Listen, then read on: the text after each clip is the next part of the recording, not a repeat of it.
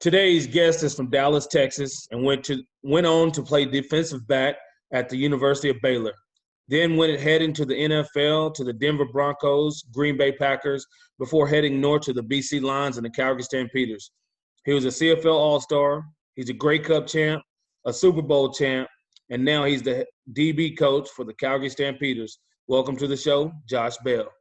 What up, brother? Nick, what's happening, brother? I'm glad you got me on here. I'm glad you got on here, man, because you know what? Most people don't know you. Yeah, You're quiet. You're quiet. I'm quiet. They think I'm quiet. To me, you're not, but I think you're quiet. Like I see some of the posts on Twitter, right? You talk about some of the games when we're watching the games on Twitter, but for the most part, like you don't ever see Josh in interviews. You didn't do a lot of interviews when you played.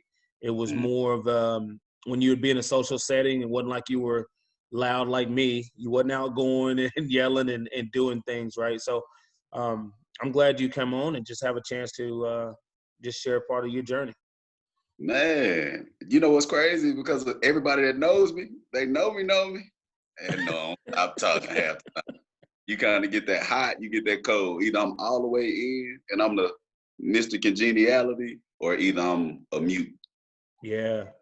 It's just like, it's all about that timing, depending on the place. Sometimes it's time to listen, sometimes it's time to talk. So, you know, I try to find my place. It's find my place to do what I do. So I like doing interviews and stuff like this because I think it does show who I am as a person and as a man, and I think it gives me a great opportunity to be able to infect the world. Yeah, 100%. How you been doing with all the COVID stuff going on, man? You been laying low? What you been up to? We actually been just well, the first thing we had to do was kind of accept COVID-19 as a real thing, because I'm a guy, I don't get vaccinations when it comes to the flu. You know, I'm like, I don't either. I'm a social Darwinist, survival of the fittest. Either I'm gonna live or I'm gonna die. And so when COVID hit, and I actually got on a flight March 16th before they shut down the border on the 20th, me and the wife sat down and we were just like, well, we got a lot of older family. Like we are family oriented. We go to her mother's house, my aunt's house. You know, we go to family houses. We got a lot of kids, so it's like, man, we need to. You know, we were just gonna move naturally, and then I said, you know what, let's kind of I want to take this serious because we could actually be asymptomatic and go infect our older family members and not know it. And you know, what if our family member died because we are reckless and don't care about what's going on during the time? So we took it serious in the beginning. It's helped us be able to get to working out more, be consistent, you know, just having a good time where the world is shutting down in quarantine and we just adjusted our life. And kind of the first time I got a summer vacation since I was probably in middle school. It has been a long time. So when you say you're working out more, what are you doing to work out? What I like to call, and I'm glad that I hope you don't publish this podcast to the world, because if I tell that I'm doing Jane Fonda workouts, boy, but that's what I'm doing. Me and the wife, man, we'll get up and just no gym, no 24-hour fitness, no World Health that I love to go to all the time. But we get it. We just put some shoes on and say, hey, let's go hit it. And we'll just go take off and go running, hit some hills. We got a great trail over here, 10 Mile Creek got a trail. We go to the creek, we go to the trail.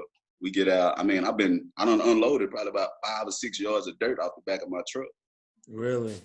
Me and the wife laying grass. We just been doing any and everything, bro, just to stay busy, doing stuff you don't get to do because you're usually in the rat race. Yeah. I got a NordicTrack bike, like a spin bike for the house. So bought that. I've been spending way too much money in COVID. I'm keeping Amazon alive. and I bought a regular outdoor bike too. So hold on, can we move the podcast like yeah, let's do it. Okay. I'm just gonna show the world what I just bought the other day because of COVID. So the people that's listening right now, you need to go to YouTube and check out the YouTube channel and subscribe, and you can see this. Can you see that? Please hide packages from husband.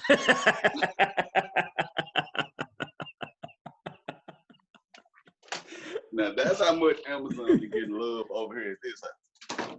We Yeah, saw that in man. Walmart the other day. I say we gotta have that.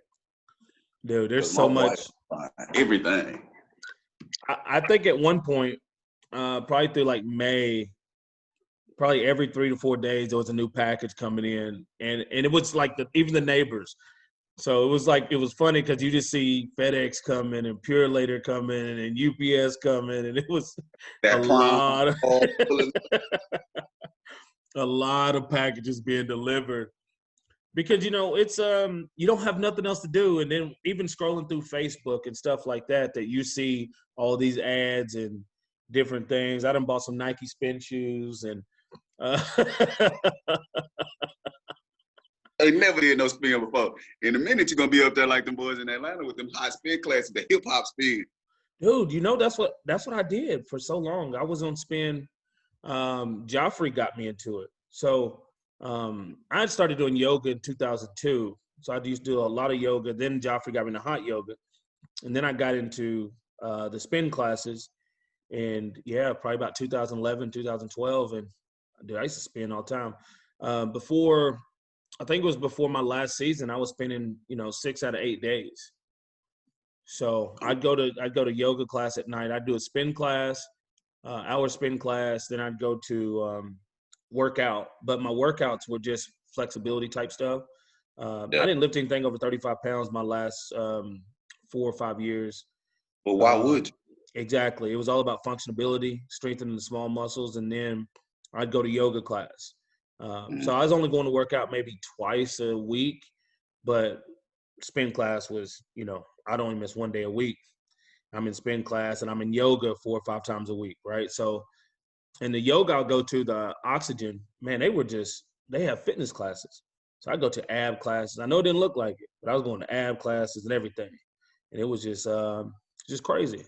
Well, I mean, I think all of that right there, people might not say it looked like it, but it's a reason why you got the stats. It's a reason why I was taken down. You know what I'm saying? Nick was Nick.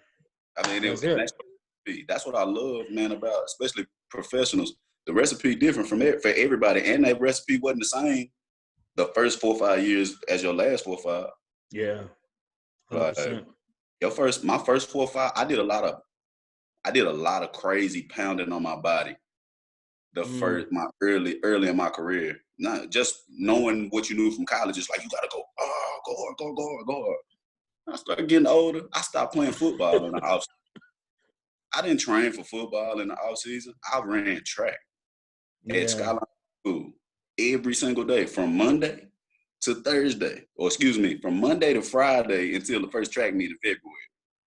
Then from Monday to Thursday until state track meet in May, second weekend in May, I'm running track.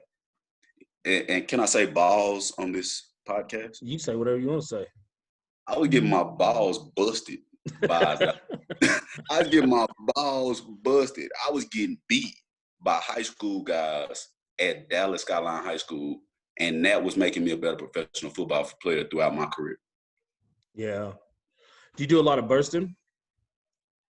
I subjected myself to every single thing in high school. All I wouldn't put cleats on until April, like around April.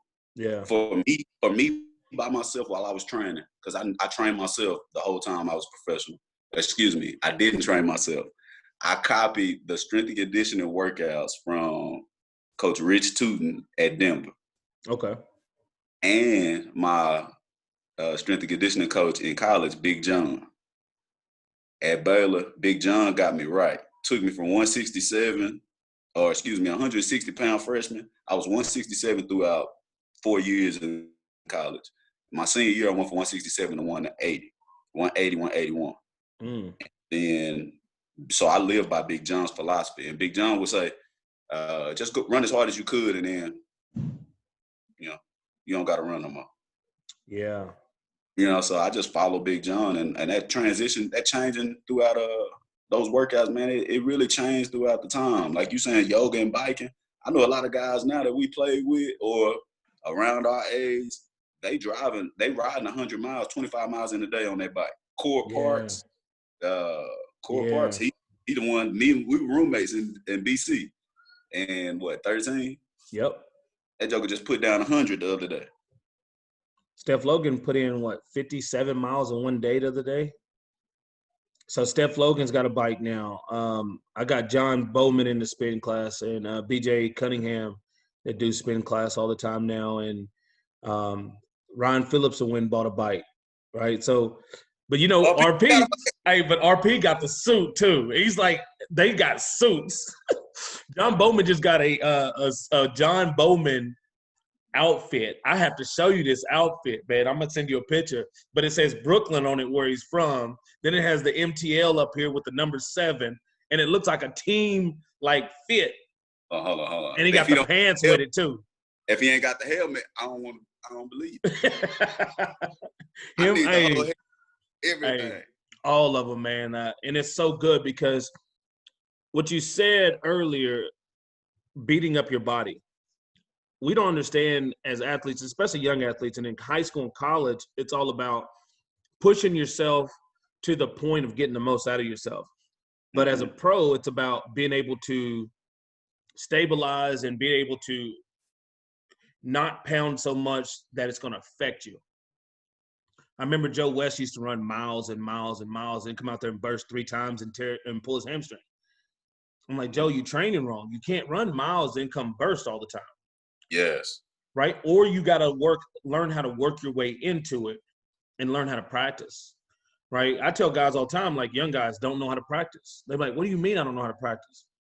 You can't just come out here and burst all through practice, especially in the cold.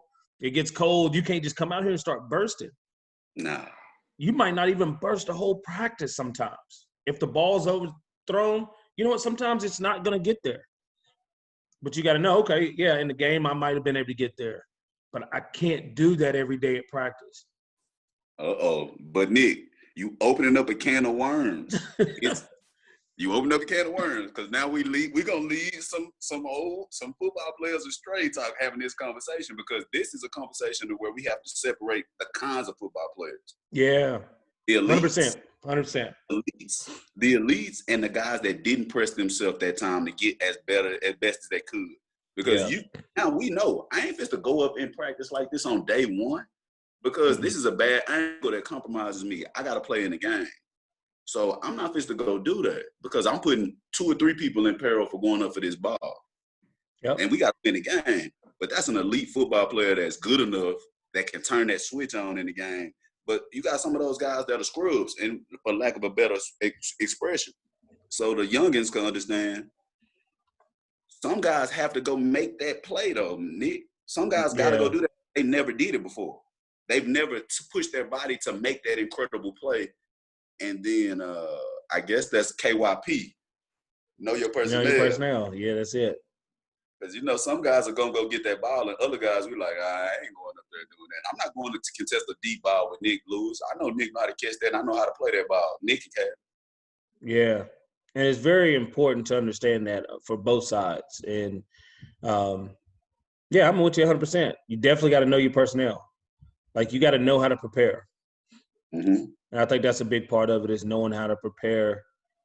Have you talked to your guys and see how they are getting ready for this possible season, or what they're doing is training-wise? Have you talked to them about anything as their health-wise? Dang, what's tough, Nick, is kind of, I got that Phil Jackson philosophy of football coach. So we met with the guys maybe 3 or 4 Sundays, just going over film, installing, just talking a little football, because I want guys to, if you want to learn football, let's talk football. Let's do that. That's it. But for the most part, I tell the guys, hey, I don't care nothing about football right now. I'm a little arrogant to a degree. I shouldn't say arrogant, but I believe in what I'm selling. So I believe that you give us 7 days, give me 6 DBs, or give me however many DBs you're going to give me. Give me a week to get ready, and we're going to go kick the mess out of anybody we line up against. Mm-hmm. Some people think you got to do a lot more. My thing is, I've really been looking at guys and trying to tell them to take advantage of this time. Take advantage of this time away from football, because the business that we live in, bro, it ain't, it ain't for us, bro. It ain't for the players. It's not primarily for the players to be benefiting 100%. And a lot of times guys end up with PTSD and things that I shouldn't say. Let me not be disrespectful to our veterans and say PTSD. But some guys are shaken by living their life as a professional football player, living the ebb and flow of life. So as I talk to guys now, I'm more like, I got guys that working full-time jobs during Corona. Yeah. I'm calling them like, how you feeling, bro? Like, how are you feeling? More than, you healthy? Your body right? Yeah. You know, do you know how to play cover 4? You know how to play cover 2? I don't care nothing about it. I'm more just kind of getting on there just to make sure everybody's okay. You know, because during this time, this is the craziest thing that I've been alive 35 years, never experienced anything like it. So as I reach out to guys, I'm just talking to them about life, really. Because once they get in the room, if they're better at life, or if their life situation is better, they're going to play better. It's I'm with you 100%.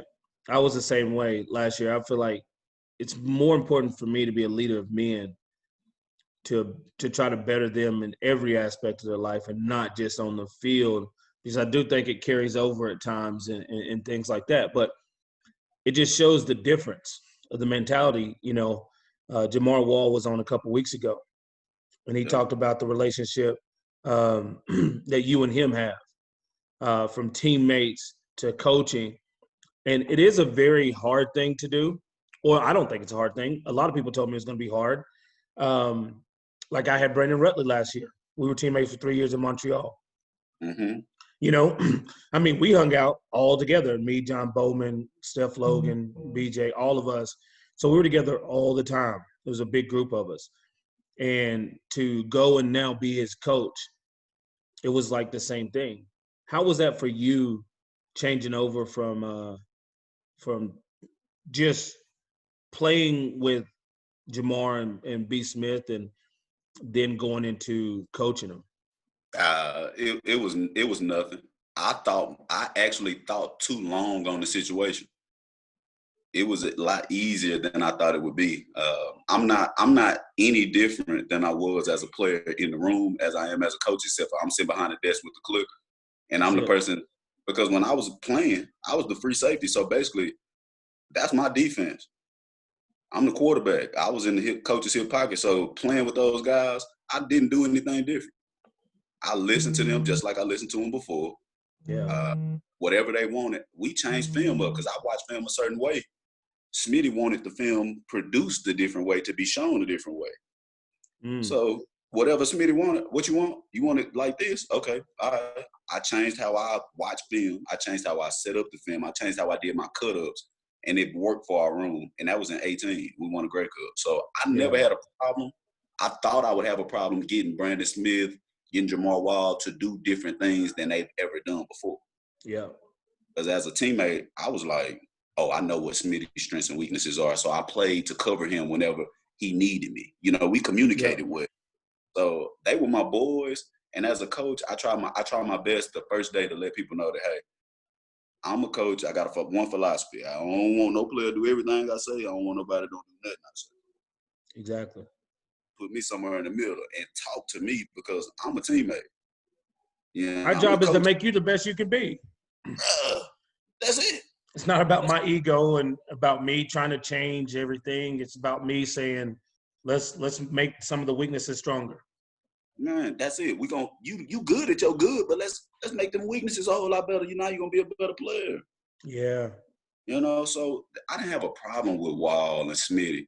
They actually spoiled me, man. I mean, they almost pushed me to tears at times. I had to fight back tears because I was able to live within the moment and say, dang, man, like, you know, I could smile in the middle of Smitty asking me a question sometimes because I knew what question he was about to ask me. Or I knew that I already asked the question in the coaches meeting because I knew how his mind worked. Yeah. And so I knew, I'm like, can't say that. If you say always, Smitty gonna tear you up.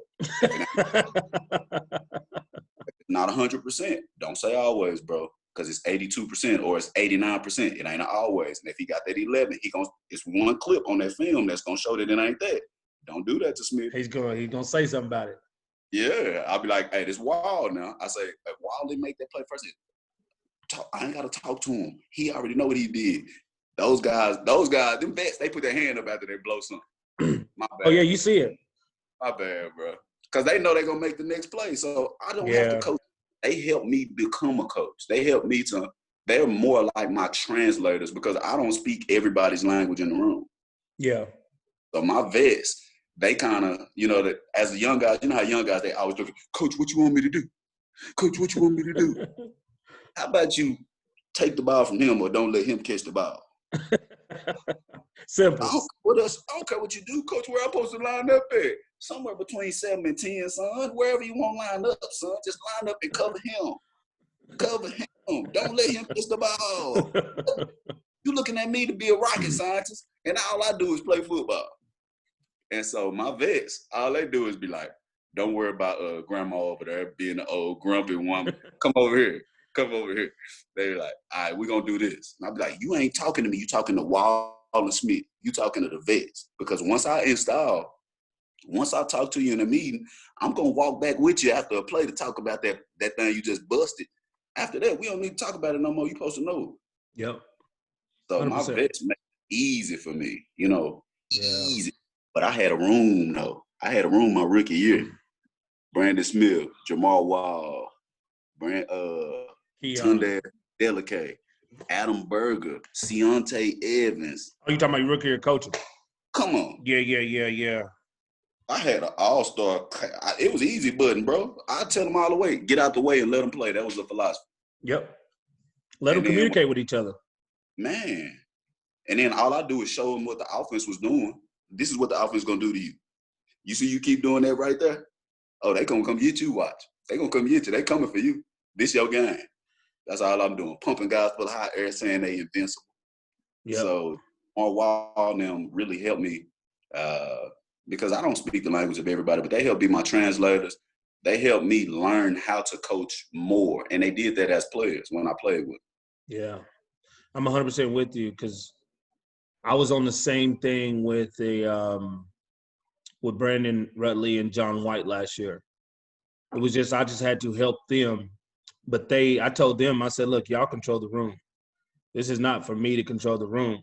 Like everybody's gonna go off your pace. Jamel and Mario. I said, even Mackey's going in his third year. And I was like, Mackey, I know that you've never been in this position. You always has Rolly. But like now you got to be this guy.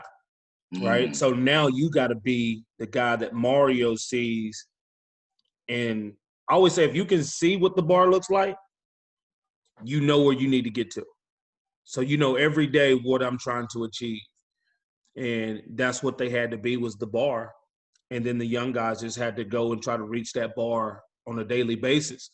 Right. And my job was just to help mold it and try to make it a little bit easier for them. But yeah, and I think those two guys did a hell of a job in that transition. And it sounds like same way with you having Jamar and Smitty just makes that transition so much easier because now you just get to mold guys individually to use their strengths because Brandon and Jamar are very intelligent defensive football players, right? There's not a lot left.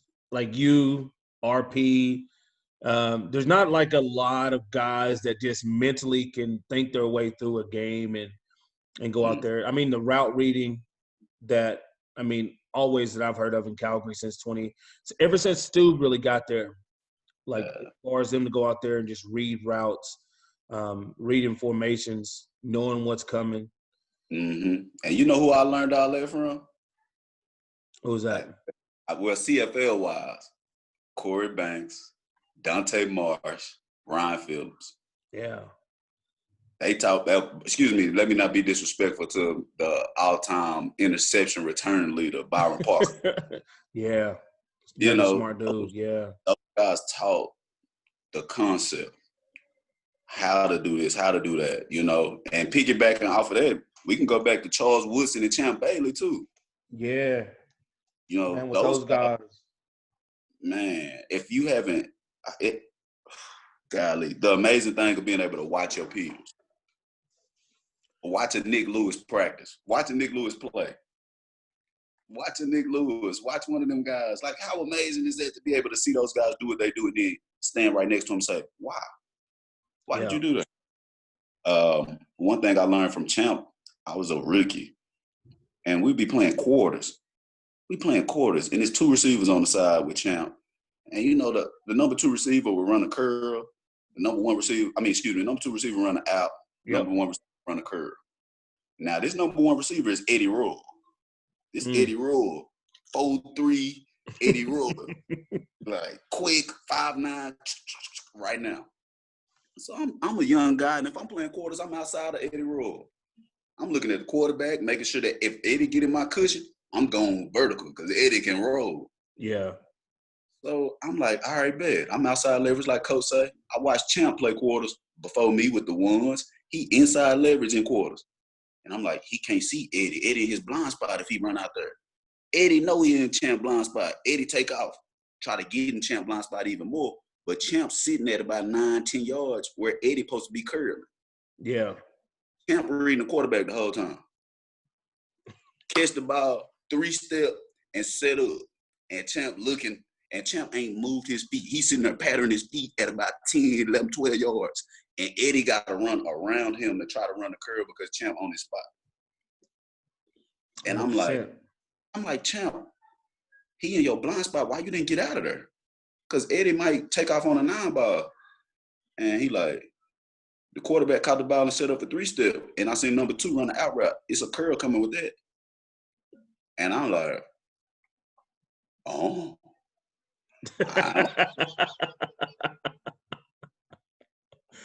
3-step, he got an out. It's a curl coming with that because that's what they do over there.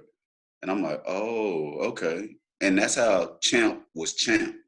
Yeah. You know, Charles Woodson is Charles Woodson because he'll go stand on the spot that the quarterback want to throw to because he studied quarterback, studied route, studied everything. And I'm like, man, I learned that along the way. I wasn't good at doing it, but I learned it along the way. And I'm like, I got guys that can do it. So I'm like, hey, go do what I never could do, bro, because you got it. Go read that route, read that concept, make that play because you can make that play. And man, what period? Excuse me, I'm deviating, but what period in practice did you feel the most of like Nick Lewis, the player, in practice as a coach?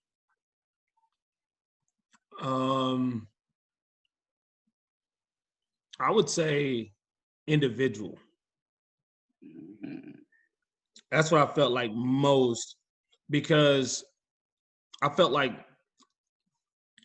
I've been training kids since 2008. Mm-hmm. Right. So I could go and watch something in a game. I remember John broke one in against Edmonton. And John doesn't have quite the same speed that he had before the knee injury. Right. Uh-huh. And he tries to outrun the safety, and he keeps pushing towards the sideline. And then he has no cutback, and he gets tackled for a 36-yard gain. I said, John, if you run up the numbers right there, the guys behind you aren't catching you. But now you put the safety in a position where he's got to turn and face up, and now you make him miss, you score.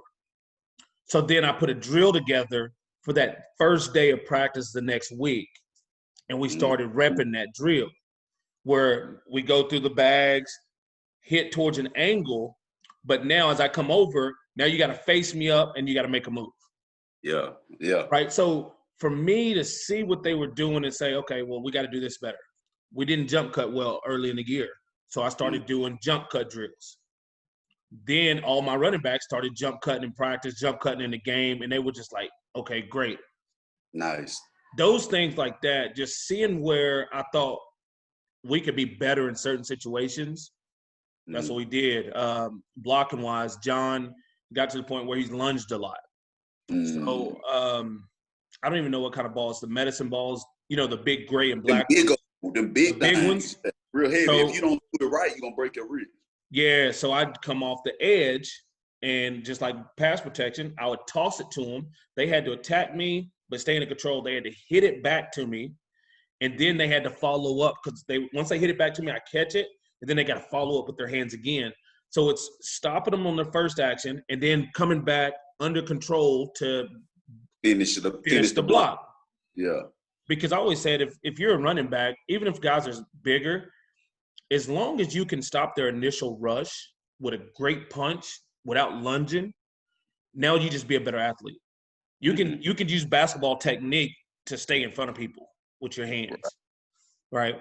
We don't have to dog people. We just have to block them. Mm-hmm. Right? So I was teaching them how to punch without lunging, because if you lunge, you miss, you're done. Right? So still give that punch, but still be under control to keep moving forward and follow through with a second punch to control it. Right? So things like that I started learning because I went Google stuff, and then I kind of created that one. But just seeing those types of things, right, and just saying, okay, well, this is where we got to get better. So my individual was more on the individual technique of how we can get better as a group, and not just everything else. Because one person's true.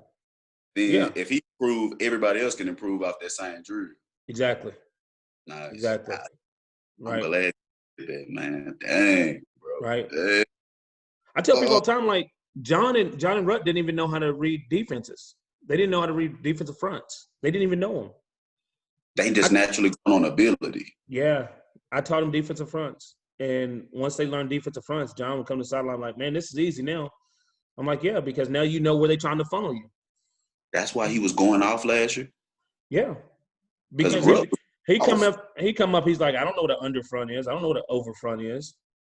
I'm like, they're in the under front. You know that you're going to be downhill to bounce if the end cuts inside. If you're in the over front, you're going to be downhill to cut back, depending on what this tackle and that tackle do. So, I mean, breaking all that down and just understanding where you're going to go, just having a mindset, a game plan, right? I always thought my way through a game. So I was like, dude, you got to think your way through this. You can't just get the ball and not know. That's why if you look at John's tape, sometimes he gets the ball in the backfield and he starts looking, okay, where am I going? No anticipation. No anticipation. Right? Dang. And that's why more players need to coach. Yeah. Yeah, you teach them things like that, man. They were just able to do so much. Man, because Rutt was going off last year, bro. Ooh, I tried to get him on the roster more. And you know, that's the only thing I hate him. I got a man crush on Rutley now. I do too. Had a man crush. Hey, me and Wall have talked about Brandon Rutley since maybe 2014 or 15 when we played them at home. And a couple weeks leading up to it, that boy was dropping people off. I think it was when he was playing like fullback, and I can't remember who the tailback was, but he was kind of like, it was Sud, yeah. And Rutt would come in, and they had them both up, and that boy was dropping people left and right. Rutt was killing people, and I pulled up on him in the game because he was running and we were doing whatever. Me and Wild was like, we knew that we had to fast pursuit. We had talked all week, like we got to get to that fool before he get up his face because he weren't people out. Yeah. So we in the game, and I don't, pulled up on him. He got tackled. So I said, hey, not today now. We ain't gonna have that. I mean, we've been watching that film. We seen your ass, and we not gonna have that shit today. And he, he laughed, and we kind of had a rapport after that ever since. But I've always had an admiration for him and what he's done. I even follow him on Instagram, and I ain't gonna follow everybody. Yeah. He the pop lock and basketball. So I was like, okay, I like Rutt, and then for him to have success and be balling last year, and I forgot all about Nick Lewis was giving him a little tutelage over there. Yeah. Rutt averaged 85 yards a game off like 12 carries that he started. And every game that he started, about 12 carries, he was averaging 85 yards. I was like, man, if we run the ball 20 times, there's no way Rutt's not putting up 130 as a starter. Because, see, here was my biggest thing. I always said, I think John's the more explosive guy, but Rutt, I think, is the better, right? Rutt can catch more consistently out of the backfield, blocking-wise, assignment-wise, everything. He's going to hit it downhill. He doesn't really take losses. But John's your explosive guy. But I told him last year, I was like, man, if we can get them both on the roster, it's going to keep both of them healthy. And then we have that situation where we can go. But it didn't happen all the time. But, that's a part of it. You know the numbers. Hey, the numbers don't lie. You know the numbers. So. But see, I feel like John White is similar to Marion Barber. Yeah. He gonna always cut back on you. He gonna always lower that boom. And he's hell if you could get him as a change of pace back because he's still a downhill every down back. But as a change of pace with that fire he burned, with he that plays so big too.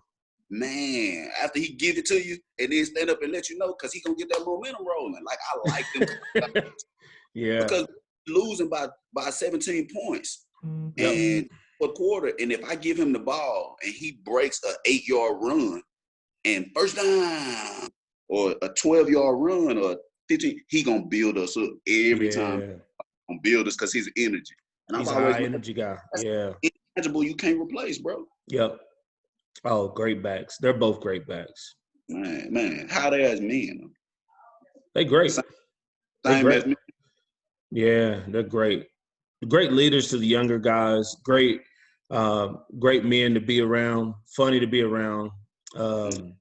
You know, I took the Clay approach. Like I would hang out with him, once every 2 weeks or every 3 weeks. Yeah, running back. We go, we go hang out, keg or somewhere on downtown, and just hang out. Parlor, eat some pizza and hang out. But no, they were great. They were great, man. They were great. So what do you do for hobbies? I've never known any Josh Bell hobbies. Like, what is a hobby that you have? First off, I'll expose myself to the world today. Only for Nick. You know what I'm saying? Only for Nick. All right, now we go. This is my first hobby. It's my first hobby. I've been doing it for 4 years. Pokemon Go. Really? Gotta catch them all, baby. now respect my hustle now, because I am level 40. That's the highest level you can get. I am level 40. That's hobby number 1. Is Pokemon Go. It keeps me. It keeps me faithful to my wife. Pokemon Go. I would have never guessed. Catch all the women. Now, this the second wife. I'll tell you that. This the second wife. So Pokemon Go is helping me. The other stuff I like to do is random, bro. This is probably one of my favorites. Puzzles. I'm a puzzle guy. 1,000-piece puzzle. We can keep it going. It's not too busy, not too long. Don't get you discouraged, but also give you. I'm big on completion. Yeah. So we can finish it. I finished the fastest one I ever did was like 4 days on 1,000. No, I'm lying. We did one family night, game night, and we did, I think, that night. Everybody. You ever played exit games or board? You ever go board games? Monopoly. So I'm a competitive board game. I've way past Monopoly. I got a $100 board game called Cash Flow by Robert Kiyosaki, which is awesome. I started out with Settlers of Catan, and now I probably have about $2,000 or more worth of board games in our basement because I get these board games. I just love playing them. Matter of fact, I bought one on Xbox, Sid Meier's Civilization 6. And it takes about 35 to 40 hours to play one game. Right? And you're making all these moves and different stuff. But that's my competitiveness, right? So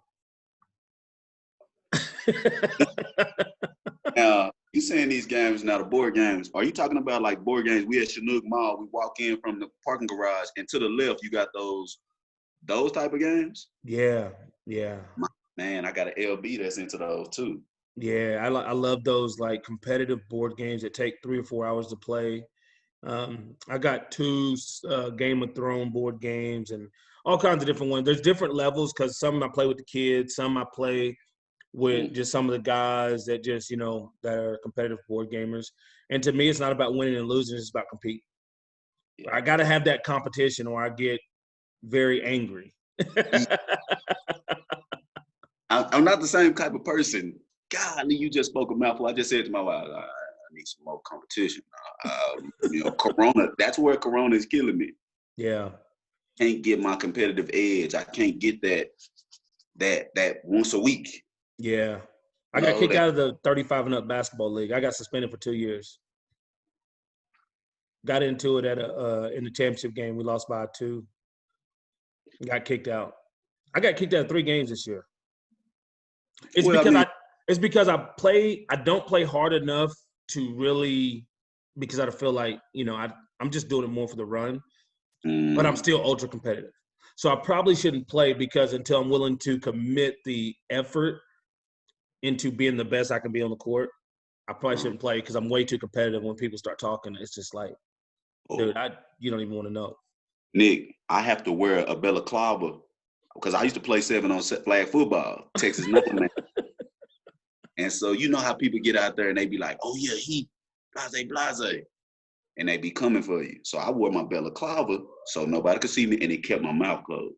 Because you know how them boys get when they get out there. They get to talking. And I'm playing with boys I grew up, some of the boys I grew up in the hood with, from the Cliff, from Carter, Kimball, Sock, Roosevelt. So they over there talking that hot cash. Oh, you ain't like that. You ain't this. You ain't that. Let me keep my mouth full. Because as soon as you talk crazy to me, I'll put my hand around your throat. I play real football. Stop talking to me, boy. I play real football. I'll run through your face. Right now, no helmet on because I ain't afraid of nothing. Like, stop talking to me like that. You know who I am? You better shut up. And I only play hard in the fourth quarter. Only in the fourth, Nick. You go hard in the fourth because I'm trying to win. I keep it close, then put them to bed. Yeah, you got to win. But see, I'm still, I'm still that ultra competitive. You say something crazy to me, I'll put my hands on it. And see, that's the thing is like, that's why a board game is probably the best for me, because I've never been kicked out of a board game. Almost, but never been kicked out. I turned one over before. Man, I just can't. It's hard to play with my family because, they like to help each other and sometimes team up against me and stuff like that. Because, you take it so serious. It's a board game. I said, no, it's not. This is a way of life. Win. Competition is life, bro. Everything's wins and losses. Who are you? Who are you as a person? Yeah, win your battles. You got to. Okay, hold on. Game? Huh? Hold on, board game. Don't try to go away from this $2,000 on board games, Nick. Get away with that. $2,000 board. How often do you play these board games now? See, that's the hard part. With COVID, it slowed down because people couldn't come over. And things like that. My family, our second oldest daughter, she's 18, about to be 19, and I call her twin because she's super competitive, just like me. Nice. She quit playing sports around like 10 or 11, but she's still, like, me and her, the most competitive in the house. But then, my wife is not super competitive. I mean, she can be, but board game wise, it's supposed to be fun.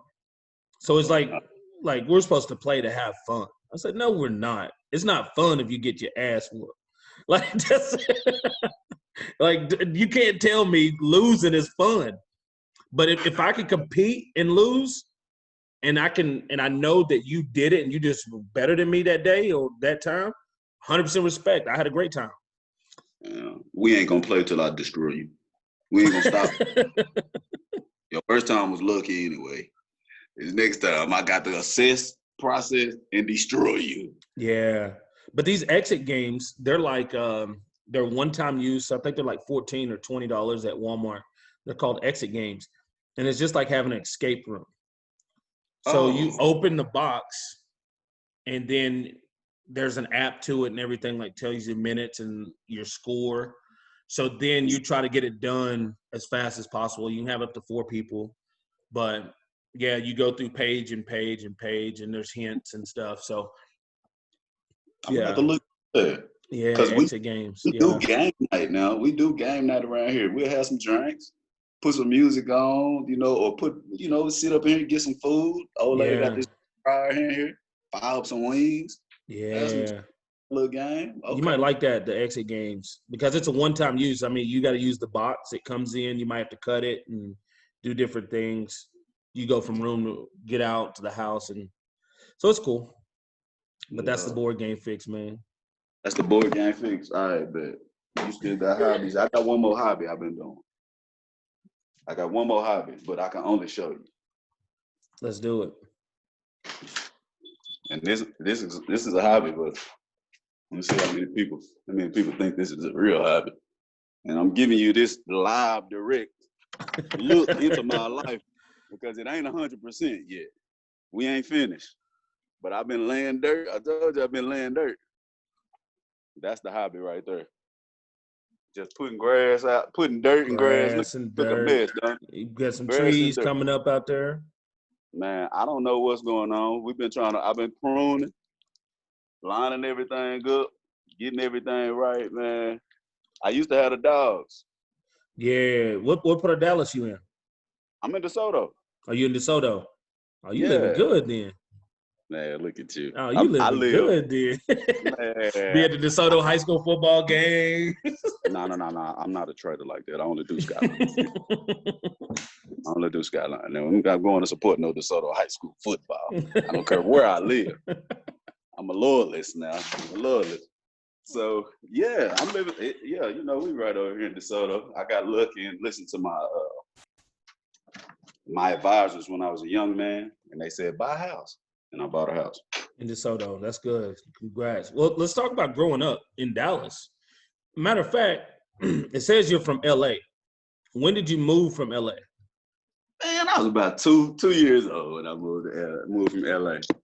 That's why I announced that you were from Dallas, because I mean, real deal. That's how I get down. You know, let me represent the right way. Triple D. Triple D. That's Triple it. D. Is the dirty Dallas. Is that how they call it? Dirty Dallas. So, you know, I'm a Dallas guy through and through. My mother's side of the family is predominantly here in Texas, and my father's side of the family is predominantly split, but predominantly in California. Okay. So I get the best of both worlds. My brothers killed me growing up and said, yeah, he's from California. All the time. He from Texas. Even now, my brother, you ain't from Texas. You California. You know, we even debate who has the best football. It's not a debate. It's not a debate. It's not a debate at all. So, I mean, growing up, I grew up with 3 younger brothers. I'm the oldest. I'm the oldest, period. I'm the oldest out of all siblings, you know, in wedlock, out of wedlock, brothers, mothers, fathers. I'm the oldest. And I've always kind of been the oldest, kind of like that father role. Yep. Even through Little League, man, I've had success in football since I was a young man. I started playing football in 2nd grade, Duncanville Mustangs. Was it tackle football or was it just flag? Flag. I'm big even today on kids playing flag as long as they can until they start hitting at about 7, 8, 9. Yeah. I think flag is important. Just kids learning. Skill. My son plays flag right now. He like plays on the 6 and under team. He like, I want to run the ball, you know. But he did that when he was 4. You know, he like, I want the ball. So it's been good. I love flag football. I love everything about it. Duncanville Mustangs went up to the St. Philip Saints, won a national championship in Pop Warner. 96, awesome. 96, 97 back-to-back national championships, and made it to Skyline after that as a sophomore. I even played Oda Belida, played Pop Warner when I was a freshman in high school. Really? Yeah. My old man, I played for St. Philip, the St. Philip Saints, because my old man played for him. And so he took me down there, and he was one of the coaches. He was never my coach directly, but he was one of the coaches on the team lower than me. And he was the guy that was like, boy, you little. You don't need to go over there and play high school ball. You ain't no but 85 pounds. Or I think I might have been 100 pounds in 6th grade. And so 7th grade, 8th grade, I might have been 100 pounds. And he was like, 115. He like, you don't need to go play no football. You need to keep playing Pop Warner. So I played as a freshman, tried to win another national championship, and didn't do that. But then came as a sophomore and played sophomore, junior, and I was terrible as a sophomore. I was sorry. What position you play? You always play DB? Always. As a Pop Warner guy, I was the guy that you put anywhere. Okay. You know what I'm saying? If they ain't making the DN, if they ain't making the L's at DN, put him at DN. But I played corner my whole life. I played corner my whole entire life. Got to high school and played corner and safety. I was terrible on JV. Never even played, Nick. I just told this story yesterday to my cousin. He was like, "Man, you made it all the way to this." And I said, "Bro, I was sorry." I said, "Sophomore year in high school." I remember this vivid as day. My coach, who I love, Steve Williams, is one of the best coaches I ever had. D coordinator on varsity. My sophomore year, he could never get my name right. I never even got in the game. Now we playing Molina, Nick. We playing Molina. Molina, team full of, you know what I'm saying? They ain't got no football players over in Molina. Yeah. That's Dallas. Ain't no football players. No. We supposed to blow this team out by second quarter, and everybody supposed to play. Third or fourth quarter come around, and the coach looking at me and Kevin Malone, and he never got our names right. Never got our names right. He'd always call me Kevin, call him Josh. We get to the fourth quarter of the game. We're like, oh, we about to go in, boy. We blowing the lead now. We about to go in, boy. We about to go in. So this joker looked at me. He looked at Kevin. Looked at me. Looked at Kevin. He said, Kevin, get in there. I almost cried, Nick. I almost cried. You didn't get in the game. I went in the next play, Nick. He said, all right, man, go in there. I was heartbroken right then. I'm like, Kevin, sorry. I'm better than you. Oh, bro, it broke me. But it broke me down to a point to where I was always able to self-reflect as a football player and say, I'm grinding. So I went overdrive. Next year, I was starting on varsity by the end of the year. That's awesome. What changed? Was it just the way you approached the game? Mentally, what was the change that allowed you to go from that situation to saying, you know what, I can will myself to be one of the best players on the field?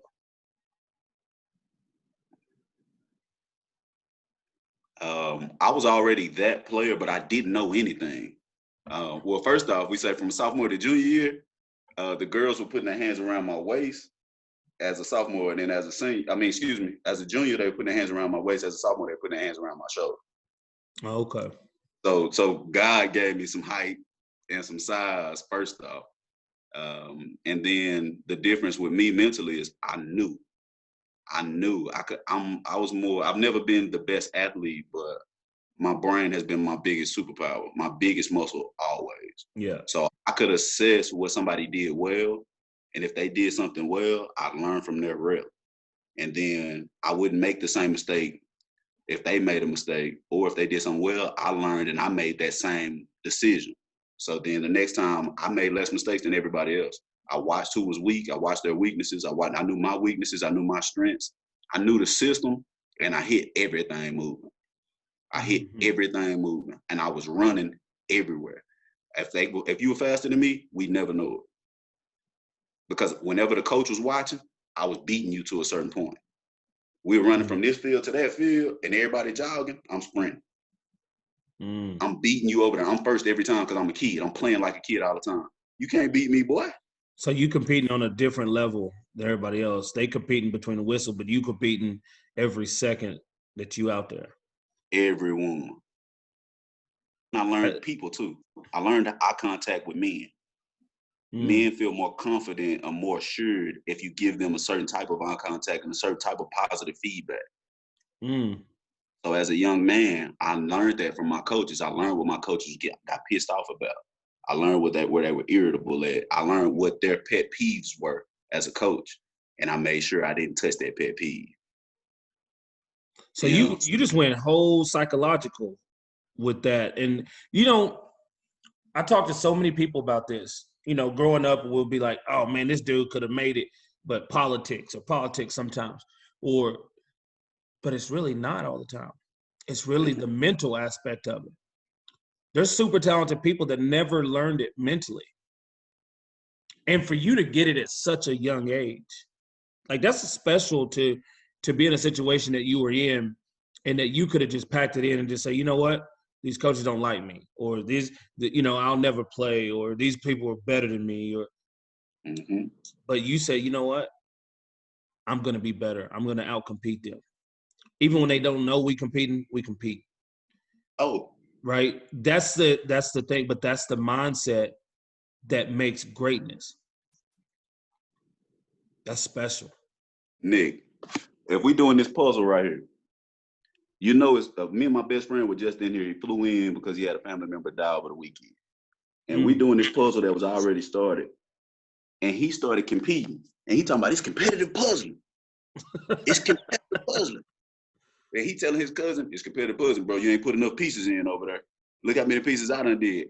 That's what we do with everything. Everything. You don't drink water faster than me. You don't hydrate better than me, Nick.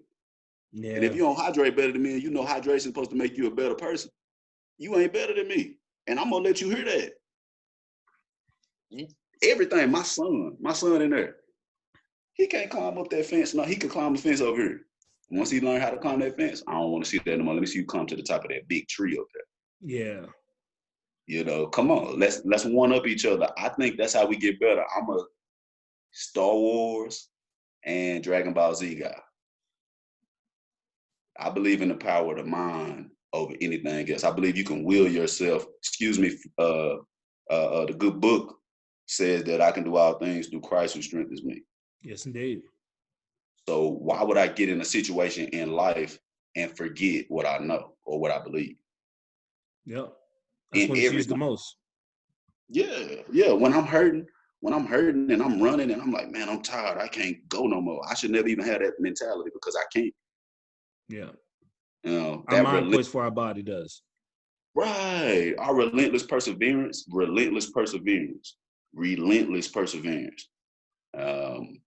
I think that is Joshua Bell, relentless perseverance. Yeah. Not because I'm the best. And my football journey is the same at every level, Nick. It's the same from the time I started playing flag football. You have to come in, assert yourself, and learn and rise because you're new. Yep. So went to the next team, nobody knew me. They gave me a nickname, California, because my birth certificate was from California. I had to step in and rise. Went to a new team, switched teams between levels because I was playing older but lighter. I had to step in and rise. Went to high school, step in. I always know that it's an adjustment period. I accepted it because I saw it 2 or 3 times. Yep. So adjustment period, transition period, and then rise. Like rise. Know what everybody else is doing, get up to speed, and then take off on them. Yep. If he beating everybody by 5 yards, beat his ass by 5 yards.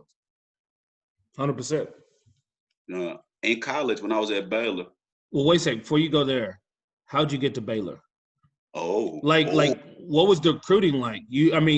Obviously, most people, their most important year is probably their 11th grade year, and you became a starter during that year. So, how was the recruiting to get to Baylor, and how did you choose Baylor over everybody else? Man, real story. You asked some good answer questions, right? This is a real story here. Another one. Derek Roberson was my recruiting coordinator at Skyline. Wesley McGriff, who's now, I want to say, co-defensive coordinator at Auburn. Okay. He was actually with Bro in New Orleans, DB coach. He recruited me. Came down, he was recruiting me and Mike Cooks and my roommate, actually, Nick Fellows from Skyline. And so he came down, he asked me, we walked from the coach's office, watched the film. He watched the film. It was Baylor and Stephen F. Austin in the room, Nick. I'm going to tell you, this is 2002, January 2002, 03 January. I'm getting recruited. You know how they are. They call you out the class, come sit down here, talk to these coaches. You know, you're going through all of these guys. I wasn't a highly ranked guy. I didn't make the area top 100 in Dallas until the last ranking after my senior year. So I jumped up there maybe halfway through, like in 73. I was like 73rd in the area. So Coach McGriff came down and said, he saw we walked up to the counselor's office to get my transcript. And my SAT score was what it was, and I wasn't proud of it. It was, I want to say, 1090 or 1100. Yeah. And I was expecting to make it like a 12 or 13. Now, this on the 1600 scale because these kids now run a 2400 scale. Yeah. I was, looking to make 12, 13, try to get as much scholarship money as possible. I didn't know. I was just getting to college because I was a first-generation scholarship. So McGriff saw my scores, and he said, can you dunk a basketball? I said, if you put it in my hand. He said, will you hit somebody? Now, we just watched the game where I had 10 tackles and 9 solos. He said, will you hit somebody? I said, if they in my way. He said, how fast are you? I said, I'm faster than anybody. If we race, I'm going to beat anybody we line up against. And he was like, he came back down, saw my trains, looked at Coach Rob. He said, Coach Rob, Bell here won't give me no straight answer. I'm his position coach, trying to recruit him, give him a scholarship. He won't give me a straight answer. And I say, I had been burned throughout the process because I had some business that got burned on me because I wasn't a top priority guy. Yep. I was like second tier or third tier on some guys' boards. So guys just wanted to come bring me in and look at me and talk to me. And if some things didn't fall through, then they would offer me. Yep. But McGriff was like, I'm trying to offer him right now because I like what I see from him. He won't give me a straight answer. Coach Rob took me in there, in that back room. And he said, you want to be the best, don't you? I said, yeah. I was looking at Stephen F. Austin because I was like, Stephen F. Austin was a competitive school for me. And I knew cats like Braylon Lester that had signed scholarships and went over there and had success and played football from my school. Baylor was getting their face drug stomped in. It didn't matter to you about Big 12 or no, bro. I want to win, bro. I want to win. I want to go somewhere where I know somebody gonna get some. They gonna have some respect and they gonna win. I don't want to be around here doing none of that. Coach Rob said, "You say you want to be the best, don't you?" I said, "Yeah." He said, "You work to be the best every day, don't you?" I said, "Yes, sir." He said, "Who got the best receivers in the nation?" Now, you tell me if you think back to 03. Baylor. Back in 03, Nick, you had Roy Williams at Texas. Oh, yeah. Oh, that was when I was coming out. So you had Roy, Sloan Thomas, B.J. Johnson. Who was at OU? Who was at OU then? I don't even. But see, they had all of them. They had Rashawn Woods at Oklahoma State. Yeah, they did. You had all them boys in the Big 12. That was real. You had Terrence Murphy at A&M. Yeah, Darius Bowman was over there too. At Come OSU. On. So then that's 03. And my coach said, who the best receivers in the nation? Roy couldn't be touched back then. No. Roy was a god now. Now I'm going to do this because I'm a Baylor man. Come on, man. But Roy couldn't be touched. He was a god to me. I knew Roy. You know, I seen him my freshman year. We went out to Odessa for a track meet. Ooh, that man was something different. He was a freshman too. We were coming out of college together. Bro. I almost walked on to Texas too. I seen they had the top 3 receivers in Texas go to Texas. BJ? With BJ too? Yeah, BJ. Ooh, and BJ was nasty. South Grand Prairie. So much. He went to school with my cousin and everything. So I've known BJ for a long time. It's like not personally, but I've seen him play for a long time. He was kind of my Peter Warrick comparison. Yeah. BJ was. He just never got it there at Texas. But go ahead. Yeah, right. So then he told me, I said, man, the Big 12 got the best receivers in the nation. He said, if you want to be the best, you got to beat the best. I said, all right. He said, now, if you don't go out here and get this man a straight answer, I'm going to turn my foot sideways.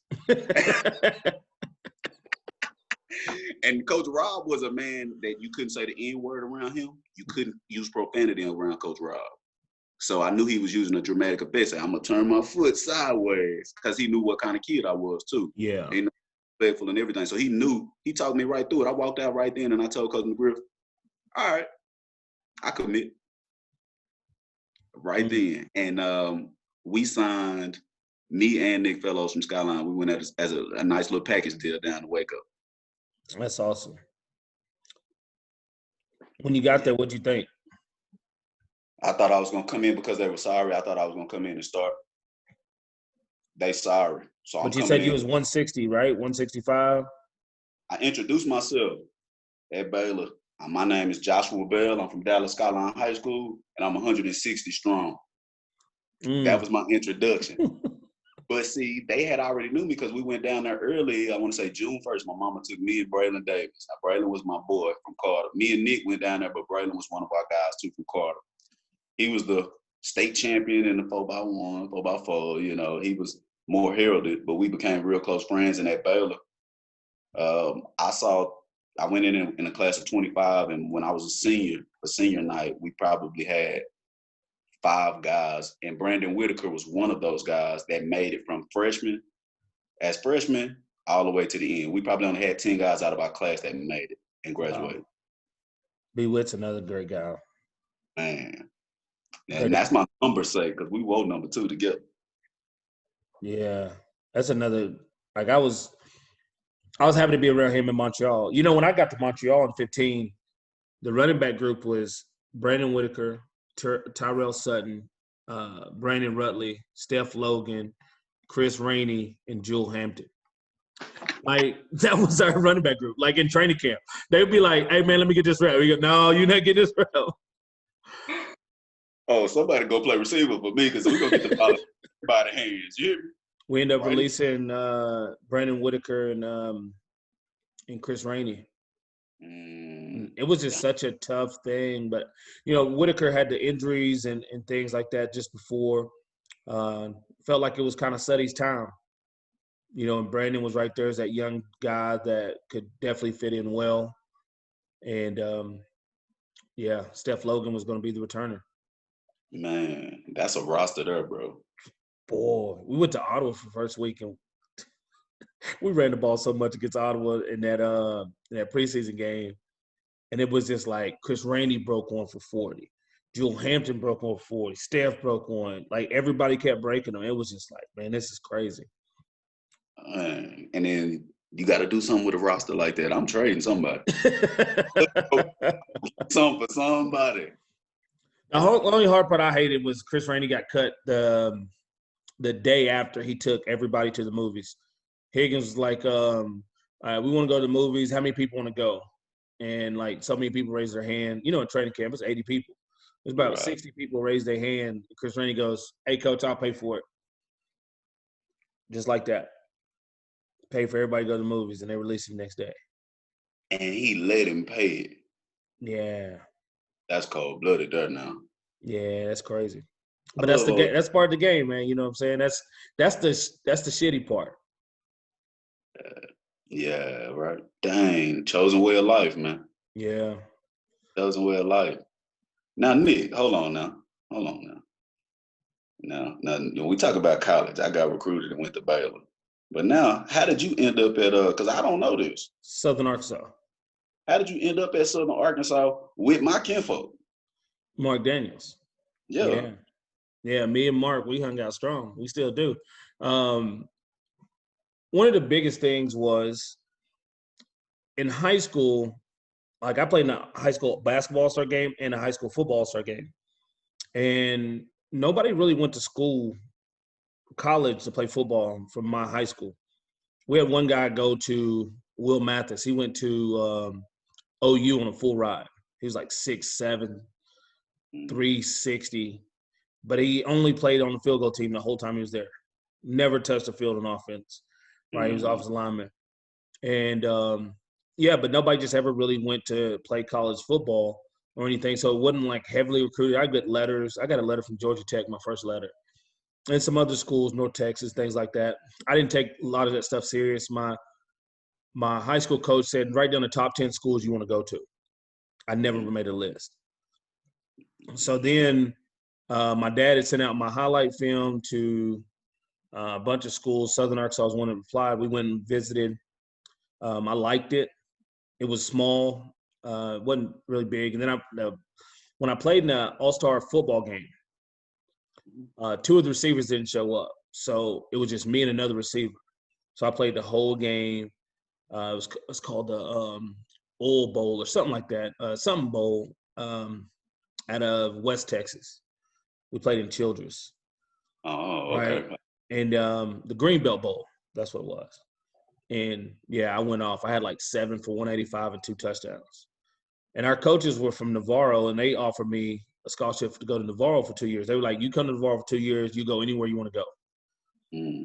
And I was like, no, I already talked to Southern Arkansas, so I'm going to go there. So I walked on to Southern Ark.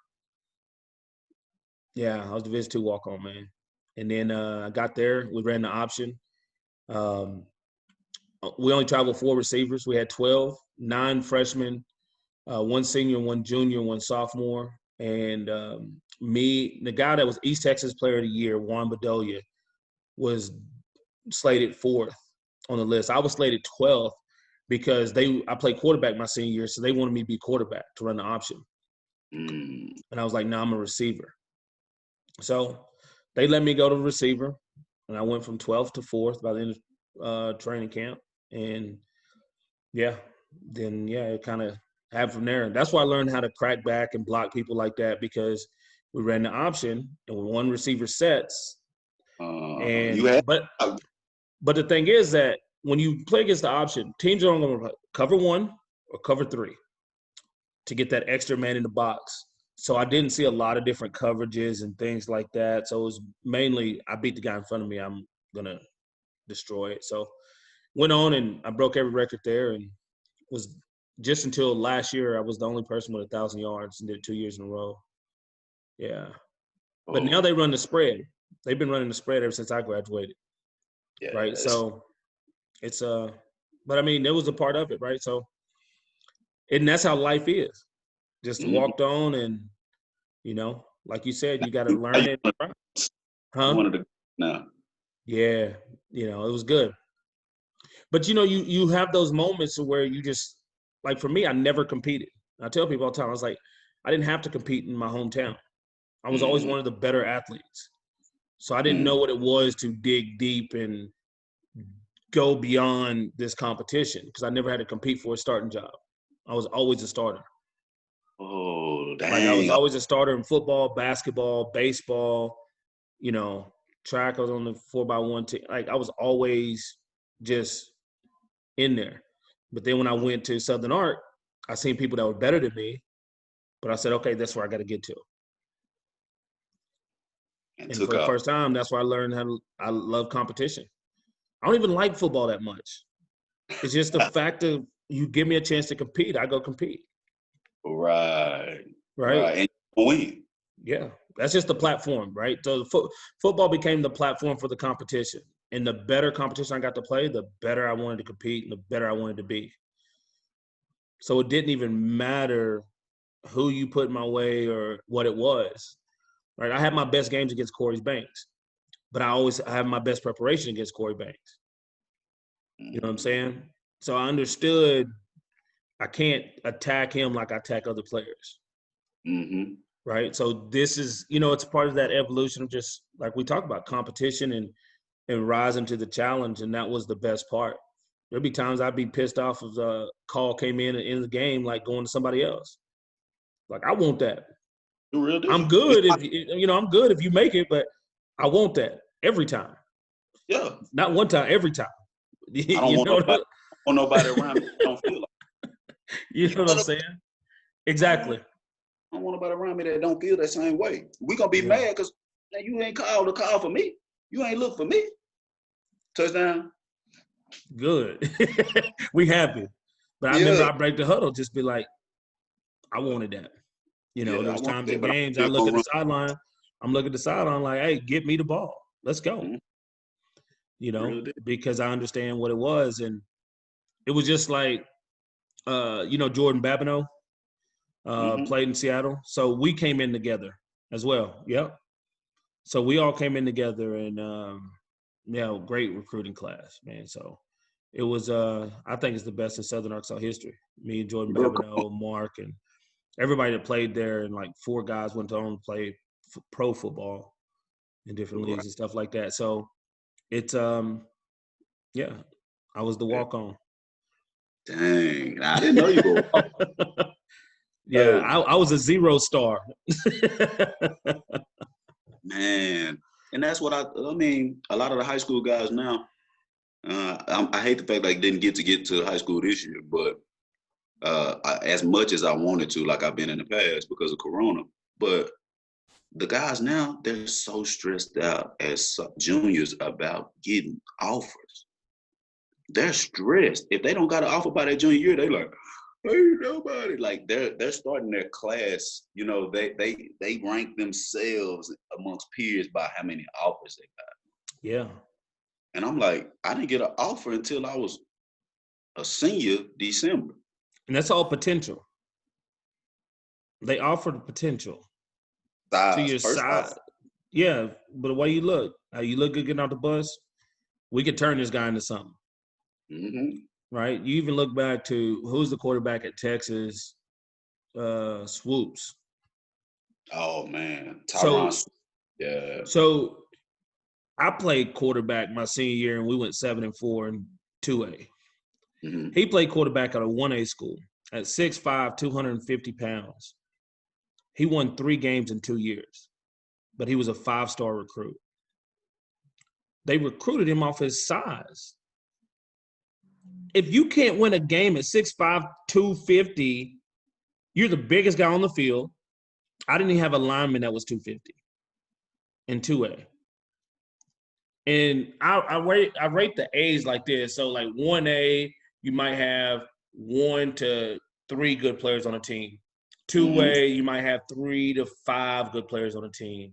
Then, as you get more and more, because more and more people, you're going to have better and better players, right? You're going to have, 5A, 6A, you're going to have 10 to 15 guys that are really good on a team at that time, right? I mean, eventually those guys are going to get better and better. But he's probably the best player on the field. And he can't win games. Can't even win more than 3 games in 2 seasons, right? But Texas says we want him over the kid that went to Ohio State out of Wichita Falls. He started and went to the NFL. He was before Cardale Jones. The lanky one. Miller. No, not Braxton. The lanky one. JT Barrett. Yes. JT Barrett. Came out of Wichita Falls, wanted to go to Texas. Jameis Winston wanted to go to Texas. Matt Ware won't even call him back. Right. So this is where you're looking at, like, Texas has all these struggles, but they don't have it's not an excuse. Like, you can't tell me a state that has so many quarterbacks, but all your best quarterbacks go somewhere else. Yeah. Because you won't go get the quarterback you're supposed to go get. The one that wants you got to dance with the girl you brought who like you. Yeah. They thought Tyrone Supes was going to be the next Vince Young. And that's the problem with Texas. They've always lived off this, we need another Vince Young. So you go out and get a 6'5" quarterback that can't win games in high school and expect him to win games in the Big 12. But see, that was just like Hurd, though. Hurd from Dengar. Yeah. He was never a passer. No. A passer. He was a great athlete. And then that kid got down there and didn't get to do nothing playing football. No. Just wasted his time. I guess he learned. Until like this, Browns they weren't doing that at Baylor because the athletes got on the field, baby. Ooh, Baylor's got so many athletes. Baylor's got so many athletes and so many great receivers. Katie Cannon there's so many. Oh, in the last 10 years, like I think you could put them up against anybody in the nation, even with the Alabama and Clemson, as far as skilled receivers coming out of college. You know why? Brown said we can't. I talked to Kyle Lowry. I played with him in Denver. He's I want to say he's the OC now for Tulsa. Yeah.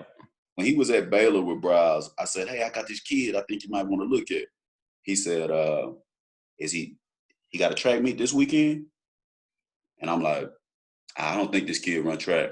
He said, "Well, I can't really do nothing with him, bro, because at their skill position, especially receiver, when I need to know what his times are. That's what we want, that elite level speed." Yeah. And teach that speed. And that was the philosophy, is that speed kills. And I understand, because even if a guy ain't that good, I don't believe Devin Duvernay is that good. But he's faster than everybody else because the kid ran 10-0 in high school. Yeah. That dude can scoot. And he's going to be great in Baltimore with Lamar Jackson. Him and Hollywood. Man, you better put your track shoes on. Scissors concept. Boy, scissor concept. What's that dagger? What y'all call it? What is that? This and this? Yeah. We get to sell out. Yeah. You can't do nothing. You can't do nothing with it. Can't do nothing with it. Put a whole bunch of DBs on the field. You just showed a sign earlier, and I was going to talk to you about that. How'd you choose that, and when did you choose that in college? Omega Psi Phi. Ooh. I chose Omega Psi Phi in college. What year? 2005. Okay. So that'd been your third year? It was the summer. I got blessed with summer. Okay. So my roommate Braylon, and my uncle is a Kappa. Talked about Coach Roberson, Coach Derek Roberson, that was a coach, my recruiting coach. He was an alpha. Wesley McGriff, the coach that recruited me to Baylor, was the Bros. He's Omega Psi Phi. My strength and conditioning coach, Omega Psi Phi. My assistant strength and conditioning coach, Omega Psi Phi. One of my coaches in high school that would play dominoes with us and talk to us about women, drink, grades. Girl, where your mama at, girl? You know, coach like that was the Bros, and we spent a lot of time with him. He taught us life. So my boy said, Braylon said, man, it's an interest meeting for Omega Psi Phi. You want to go? I was like, we always went someplace and went to study hall together. So I'm like, all right, I'll go. You know, I'll be interested. I don't know if I want to do it, but I'll be interested. Went to the interest meeting and they were asking, why do you want to be a member of Omega Psi Phi? And I was like, I don't know. I don't know if I want to be a member. I just can't get it. I started thinking about all the men that were kind of directly affecting my football path. My coach that I won back-to-back national championships with, Fred Gully, was Omega Psi Phi. One of the assistants, Omega Psi Phi. It was a lot of fraternal members around me playing football, but the numbers kept leaning on the most influential man that set the structure, the discipline. I got paddled with a purple piece of wood that had Omega Psi Phi on it when I was 10. Because I talked in the lobby at the Orlando sports facility where we were at, and everybody supposed to be quiet. And I was down there talking. All right, we get back to the room. You got 3. You got 4 because you was talking. So I chose that in 05, and because of the men that I had seen throughout that time, those men helped me. Those men were influential in my life with discipline, work ethic, believing that I can conquer anything. Yeah. And they kind of, you know, I was always a toy soldier. Just wind me up, I'll do whatever you tell me. So those men really helped me. And when I did that, when I chose to be a member of Omega Psi Phi, it kind of just made sense and everything lined up. Yeah. You know, I lived on the Q floor. I stayed right beside Babineau. My roommate, I think it was my best friend from college said, so he's a Q. He's a Q, and we lived on the Q floor in college. Babineau was my roommate, next door to me and everything like that and things like that. So it was always one of the things, if I would have pledged, it was always going to be Omega Psi Phi. That's the only thing I feel like I related to. You know, when I go back to Southern Art, they try to still get me. I said, man, I can't be paper frat because I'm too old now to be hit and do all that. I can't put myself through nothing like that no more. But your motto is friendship is essential to the soul. Mm-hmm. Can you talk about that? With it being a Christian based membership, I'll always go lean back to the Word of God because it says, what greater friend I have than Jesus, what friend we have in Jesus.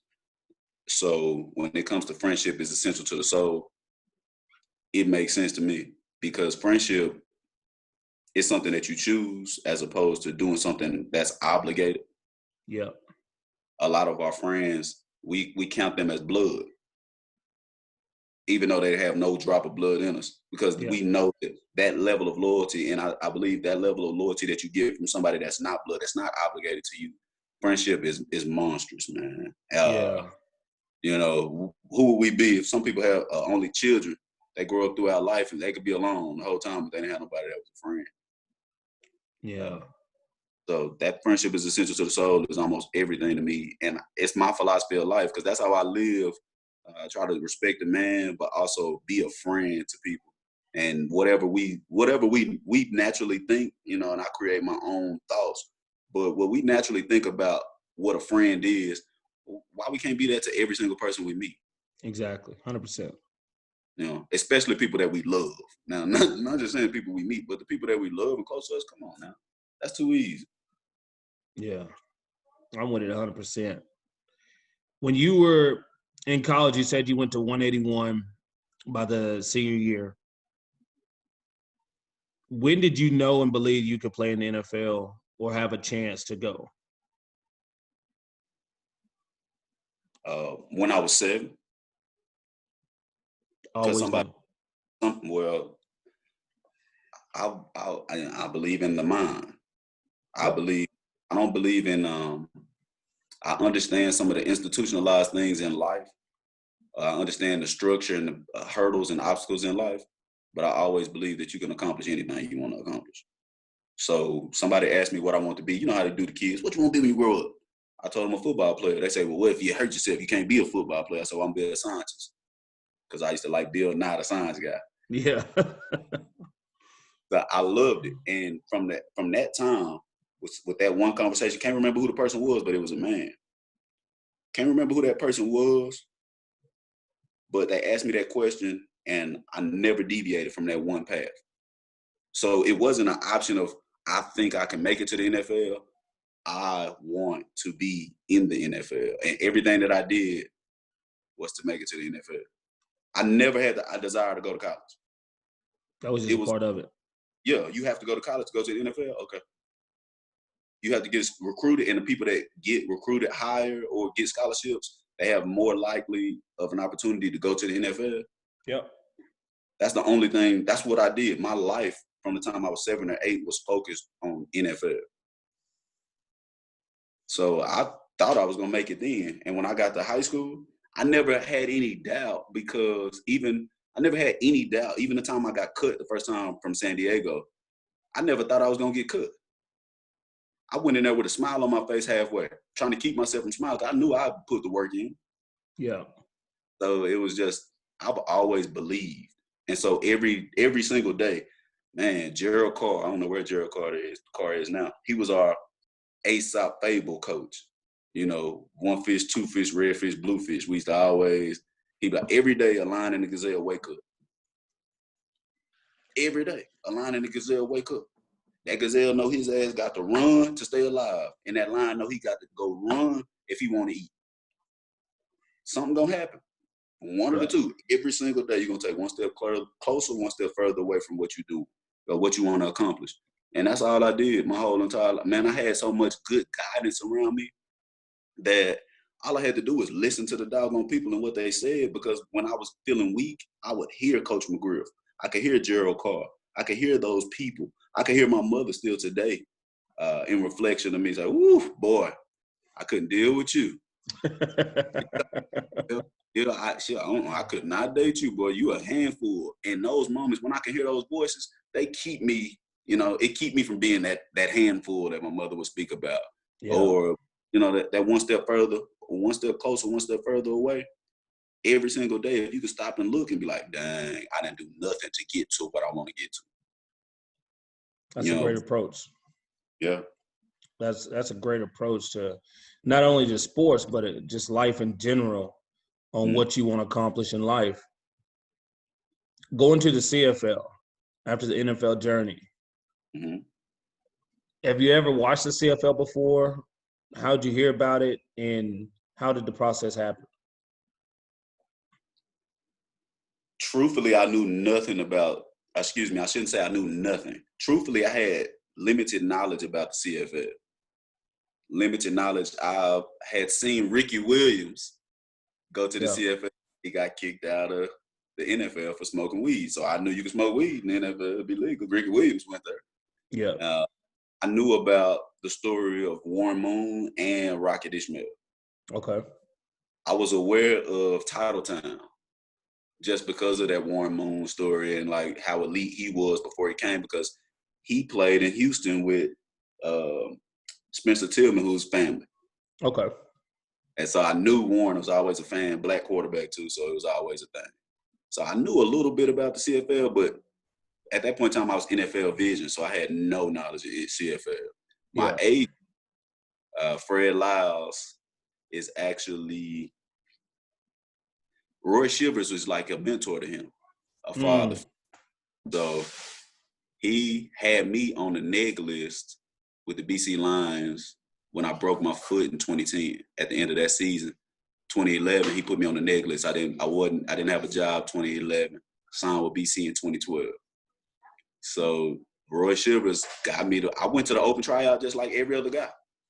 I didn't have a job for a year because I broke my foot. We won the Super Bowl that season. Didn't get a contract offer. Sat out the whole season. The next spring, my agent said, man, I haven't been getting many calls. I called Reggie McKenzie, who's frat. I said, hey, Reg, because he brought me in the Green Bay. I said, what's up, man? I can play, Reg. Like, what's going on? I can't get no calls, no offers. He said, well, I'm going to pay you. Why would somebody logically pay you $600,000 going into your fourth season when I can get somebody for $300,000? Yeah. I said, and you had injury history, Bell. I said, appreciate that, Reg. I called my agent. I said, hey, let's go get this money. Let's go get a job. I want to play football. So let's go. He said, we got to see you on the neg list. I said, let's go play football. He said, they want to see you work out and move around because you ain't played in a year. But where they want to see me at? They want to see you at the open tryout. They're going to waive your fee to pay, and they're going to bring you in because they want to see you move and see if you help and see if you can go. I went to Pennington Field over here in Euless. Mm-hmm. And it's competition. Oh, yeah. It's 100 guys out there, maybe 200. Yeah, that's how I got found. Nick, come on now. Hey, what y'all want to do? Y'all want to cover the receivers? You want me to cover the? Hey, Nick McElvoy pulled up on me after I covered the cat twice. He said, you got a passport? Yes, sir. Yes. Yes, sir. Stu was there. Wally was there. And so Mark was there. I loved their open tryout because they actually had all the coaching staff there. That was when, money was different. They had the whole coaching staff there. Yep. And he actually did one-on-ones and we ran skill. Oh, wow. So I learned how to play what do everybody call it? 3DC? Yep. 3-double cut. Because Mark Washington taught us how to do it. I did it and we knocked it out right now. And it was one of the best run workouts I'd ever been to. It looked good. It was cold. It was raining a little bit over here.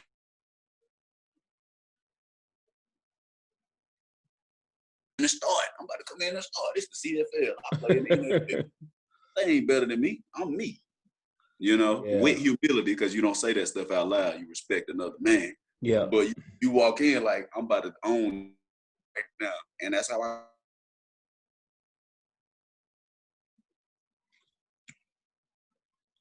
You froze a little bit. Everything just, I swung around. Oh, did we freeze? It might be mine a little bit, but no, I understand that. No,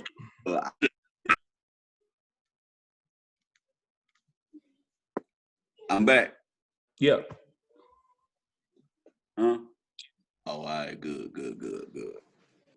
Yeah, but it was just that process, getting to BC and then learning from Corey. I thought I was gonna be a starter. I got there, you had Dante Marsh at Badger Quarter, Corey Banks at Badger Half, Anthony Reddick at the Sam, J.R. LaRose, and Koshi Mwamba at free safety. There you had Ryan Phillips out here, and you had Byron Parker on the other side. Yeah. And then Lynn J. Shell coming off the. So whenever somebody got hurt, I was, hey, Bill, you can play this week. All these cats all-stars or legit players, you ain't getting on the field. Yeah. So that's a tough situation to go into with all of those great players. Eating on then said, Daddy. That's and tough. Then CFL. Then Stu took me to Calgary. Yeah, you only played for 2D coordinators. And you've only had 3 since your whole CFL, and they've all been a lot on the same line. I mean, Clay took a lot from Jones and took a lot from Stube and took a lot from Rick Campbell.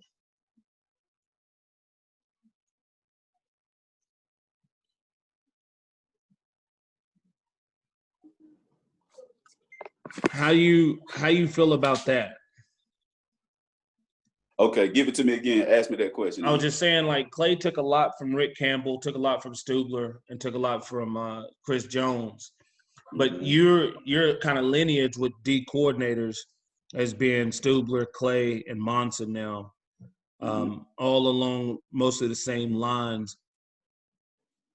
With you and what you've learned through your CFL journey and that journey to be a D coordinator, how's that been?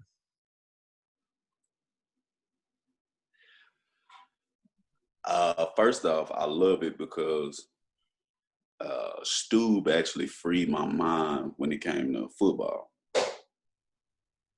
Kind of got me out of the philosophy that you learn the structure in football. You're always supposed to be this leg, this arm, this. Everything is structured. And if it's not perfect, the person that's wrong is wrong. Yeah. So we can identify that, we can point you out, and we can make you get out of here and get somebody else in here. Stu freed my mind to make it simple, extra simple. I had great coordinators, and I actually had coordinators that played in the CFL before I got there. So they had a CFL philosophy, a feeling of kind of more that Stube is that era of Stube.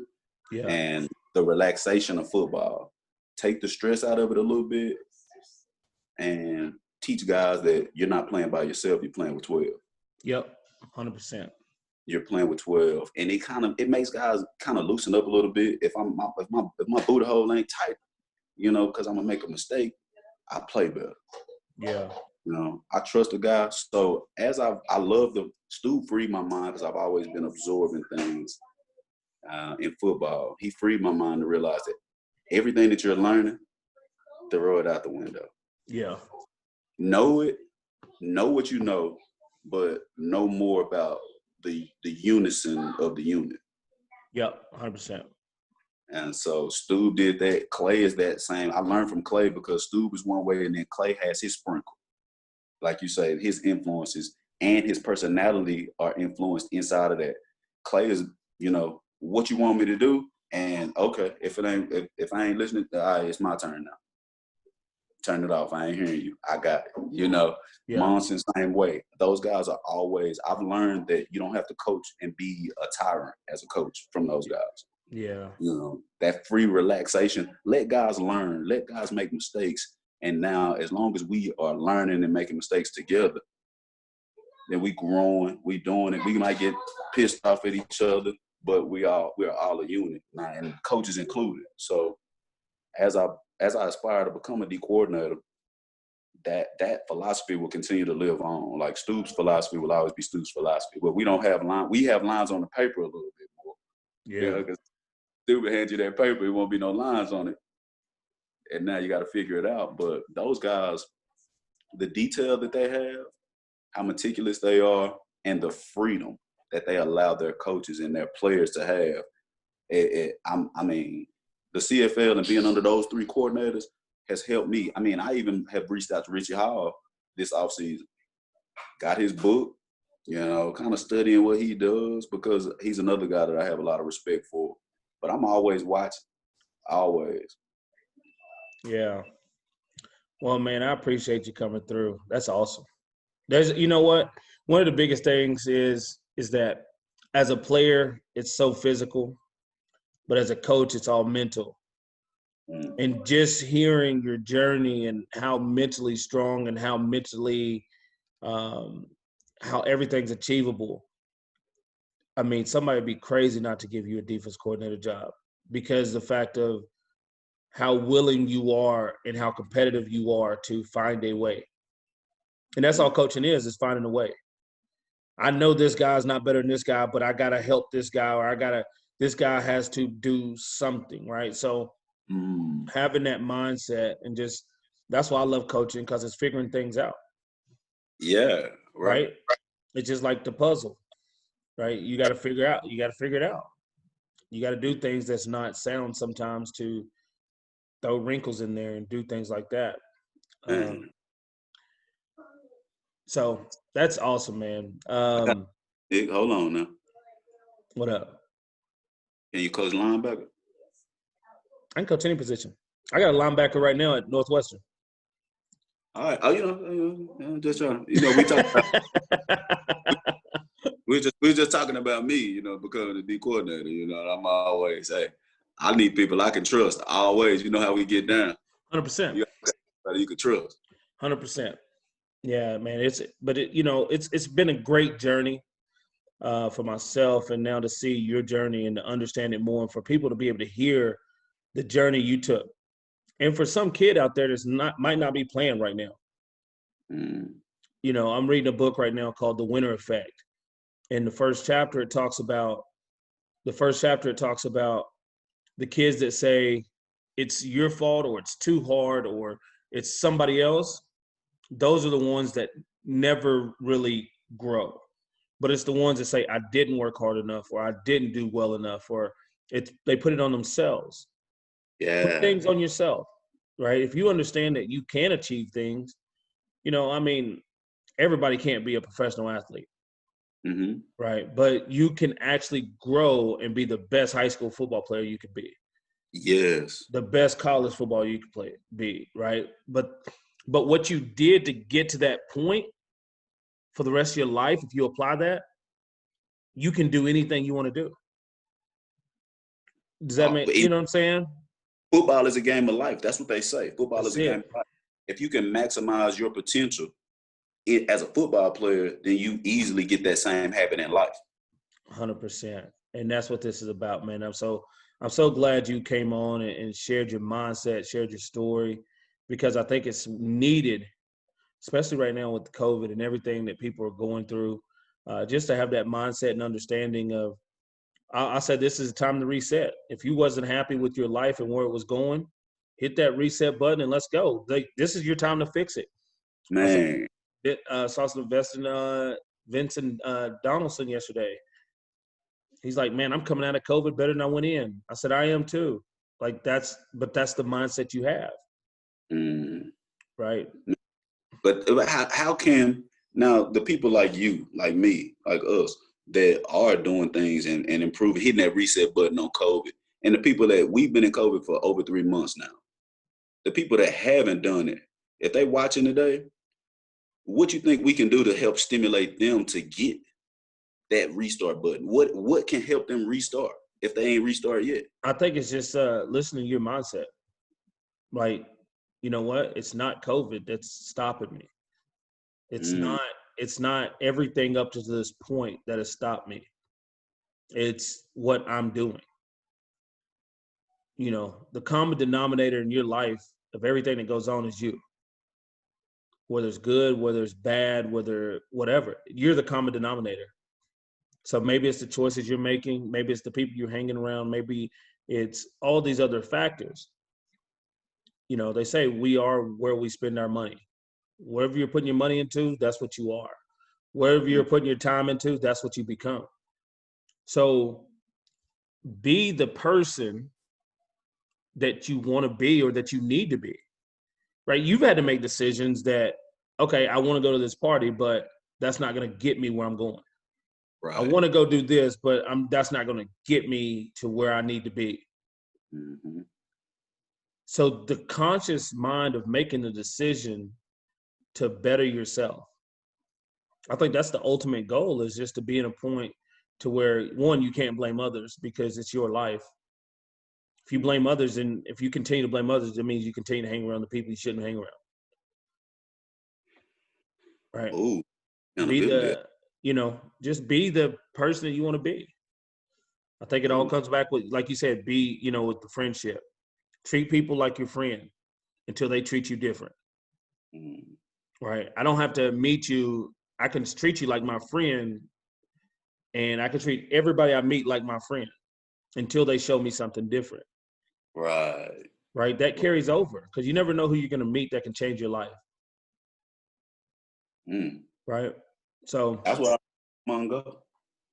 That's it. But that's what I'm saying. So everything that we're doing, and for me, the reset button, like I had a TV show coming out until COVID hit. Am I mad about it? No. Now I'm launching a media company. Right. So I'm just doubling down. A dream deferred. Right. So it's all about the growth. Where am I trying to go to? How can I be better on a TV show? How can I be better on all these things? Start a podcast. This is my practice. This is everything that I'm doing in the steps to build the rest of my life. And there's got to be a plan in place, and there's got to be things that you want to accomplish. And I mean, new year, new mountain, my shirt, clothing line, King. It's all about what am I trying to accomplish? If I die and the only thing you can remember me for is football, I failed. Church. Right? I failed. So I understand the impact and the position I'm in. I feel like God put me here for a reason. So this is the platform I was given. So this is the platform I'm using for positive and to show people that it's not easy. It's not easy to get to where you want to get to. But it's not supposed to be. You are just facing what other men have met. Everything you go through is preparation for the time that you need it. Right? All the championships just validate all the failures. I needed to go through those failures to be great enough to win that championship that day. You know what I'm saying? I needed to go through those things to be the man I am today. Right. Everything we go through, you know what I'm saying, it prepares you for the moments where they're really life-defining and you can make a decision. And if you didn't learn from those mistakes or you didn't learn from those times, you'll continue to make the wrong decisions. I try to tell a lot of times, don't forget the weight you carry when you get under pressure. Don't forget about that weight you carry because you're strong enough to carry that pressure. Yeah. You don't forget about that weight you carry. Remember you was carrying all that weight? Then now you're feeling like, man, I got to give up now. You carried all that weight. Why you going to give up now? Exactly. That's it. Man. So, and that's what this is about, man, is just sharing stories, sharing, laughs and just good times of remembering back about your life. Because even for us, what we get out of it is, for me, I learned you more. We were teammates and, we've been around each other a long time. I have so much respect for you and things like that. But for you to actually go back and relive some of those stories and just to take a second to appreciate what you've accomplished already. You know what I'm saying? Because sometimes, like for me, I always said, I don't think I'll ever be successful until I'm dead. And the reason is because I'll never stop wanting to be successful. I'll never stop trying to find success. And the moment I do, it's time to die. Yeah.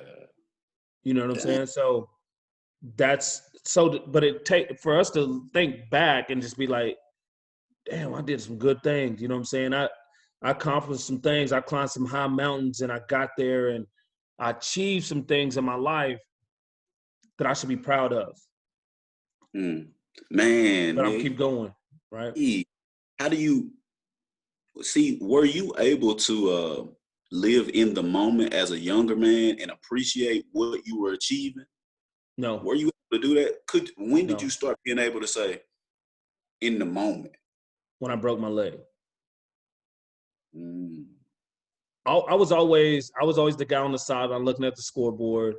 All right, how we got to score this many points. I remember we were down to Toronto one time, 24-0 at halftime, or 24-0. Montreal 24-0, and 3. Yeah. 29-3 at home. Yeah, and I was like, okay, we got to score this many for half. We score this many for half. Then we come out and score the third quarter, and then we got a chance to beat them in the fourth quarter. So I'm thinking about the scoreboard. I never had really much fun playing. When I broke my leg, it was like, you know what, I should enjoy this. Then I started going out and enjoying it more and just letting the results be the results.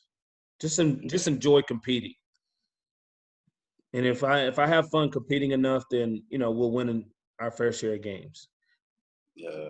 Right. So until then, it was always like, I couldn't have fun because I'm always like, okay, we're up by this many. If they go down and score right here, then we got to score again. We got to lead at some points. So I'm always in my mind working to how we can win this game. Until it's done. Yeah. Even with 62 seconds on the clock left, you're Exactly. still all possibilities. Exactly. 100%. Just like a coach. I was like, always mindset was just working instead of just enjoying going out there. Games on the line, just say, you know what, win, lose, or draw. let's go have fun. Let's go out here and do what we're supposed to do. I was constantly processing each play. Okay, this play call is going to him. We can get this many yards. We're going to do this. And then, okay, the next play should be this. And then, so as a coach, I'm like thinking about these things during the game when I played. Yeah. Yeah. I would always have play calls in my head that I think we should run. I could finish the sentence of the coaches before they even gave the call. Yeah. They'd be like open mug or even. I'd be like, hey. It's second down. They supposed to call this anyway. Come on. Yeah, exactly. So it just got to the point to where it does become stressful because wins and losses becomes the only thing, and it's not to actually enjoy the game. Right? Sometimes I go golfing and I'm like, if I'm going slow, somebody's holding us up. I'm like, man, they need to hurry up. But then I think like, but I'm out here to enjoy myself. Yeah. I'm not out here to rush. Like, just calm down. Right. So, and that's what it, just trial and error of life of competing and wanting to be the best. It never stops. But some people run out of, okay, I can't be the best in sports anymore. So what am I going to do now? I've prepared my whole life to do something for 3 years on average. Right. My whole life was prepared to do something for 3 years on average. Dang. I was lucky to get 14 in. You know what I'm saying? So it's like, but I knew I couldn't do it for the rest of my life. You know what I'm saying? So people prepare every day to go pro. And they can't be a pro for the rest of their life. Yeah. Dang. I was blessed with that opportunity to say, I get to make this my career. Yeah. People say, why would you stop playing and start coaching? Because that clock was almost a year or two left. Yeah. Maybe a year, if they let me. And this clock don't got a limit on it. No limit. 100%. Bro, you just really helped me in life by just speaking about, because when I asked you the question about how you've been able to absorb it in the moment, you even went you went even further than I even had the expectation right then. Yeah. I was thinking about, because in some of my moments, when I was cut and I was out of football for a year, I ran. You know how it is in the summer, you go to a football field and it's got cracks in it that big. Yeah. I'm running in those fields fighting tears, because I felt like I would never play football ever again. I didn't know. I was cut. I didn't know. I had never been cut before. I had never been in an NFL organization before. I got cut. I don't know if I'll play again, but I knew how to run. Yeah. And so after that, I promised to God, I said, God, I've been hurt. My knees are bad. I said, God, if you let me stand up on this field, if you let me stand up on these 2 feet, I don't care what injury I got, I'm going to run. And I started to appreciate everything. That's when I started to smile more. When I got to the CFL, I started to smile more. You see a lot more pictures on the football field, me smiling, dancing. Yeah. People know Joshua Bell as the face paint, dancing. Yeah. Having a good time. That's because I learned to appreciate everything. And I'm prepared. I'm prepared. I don't need to do nothing special. I know what I'm doing. This game. Nick, I ain't do no warming up in pregame. No. What's the music? Give it to me. You feel me? Let's come on. Let's get this crowd up. Let's have some fun. One thing before we go, I never prayed for patience. Never prayed for patience in a game because I never wanted. Because I know if you pray for something, you have to go through something. I never prayed for patience because I always wanted the ball. And if I knew if I prayed for patience, I might not get the ball for a while. So I already knew I can't pray for that. And I never completely tell God you have complete control until 2013, August 17th, when I broke my leg. It's the first time I ever said, God, I give you 100% complete control. I already know he got it, but to actually pray for it and to say it and to verbalize it. That was the day I broke my leg, and that's the day that changed my life for the so much better. Oh, you said August 17th? August 17th, 2013. August 17th, 2013. Okay. I'll remember that for the rest of my life. My son's birthday, August 17th, 2015. Really? Or excuse me, 2014. So, yeah. And see, that's the day that changed my life forever. Because it took all the pressure off. I mean, I had 9 straight 1,000-yard seasons. I had all this. I'm chasing Terry Vaughn, 11 straight 1,000-yard seasons. I'm on pace for my 10th straight 1,000-yard season. I'm like, everything became the pressure. Everything became the results, and it wasn't about just going out and having fun. I needed certain stats, certain games. I needed certain, you know what I'm saying? So everything became that, and then everything was gone after that.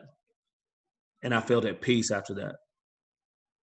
Right? So, yeah. Got up off the. Yep. I think I became a better teammate after that. Right? So I think everything about it, my mentality, my mindset, everything became better after that. And or some people be like, that'd be the worst day of your life. That was the best day. Because that's the day that changed me to be a man and be able to accept and understand that I do have the opportunity to change not only myself, but others. So, yeah, power of God, man. It's not always about us.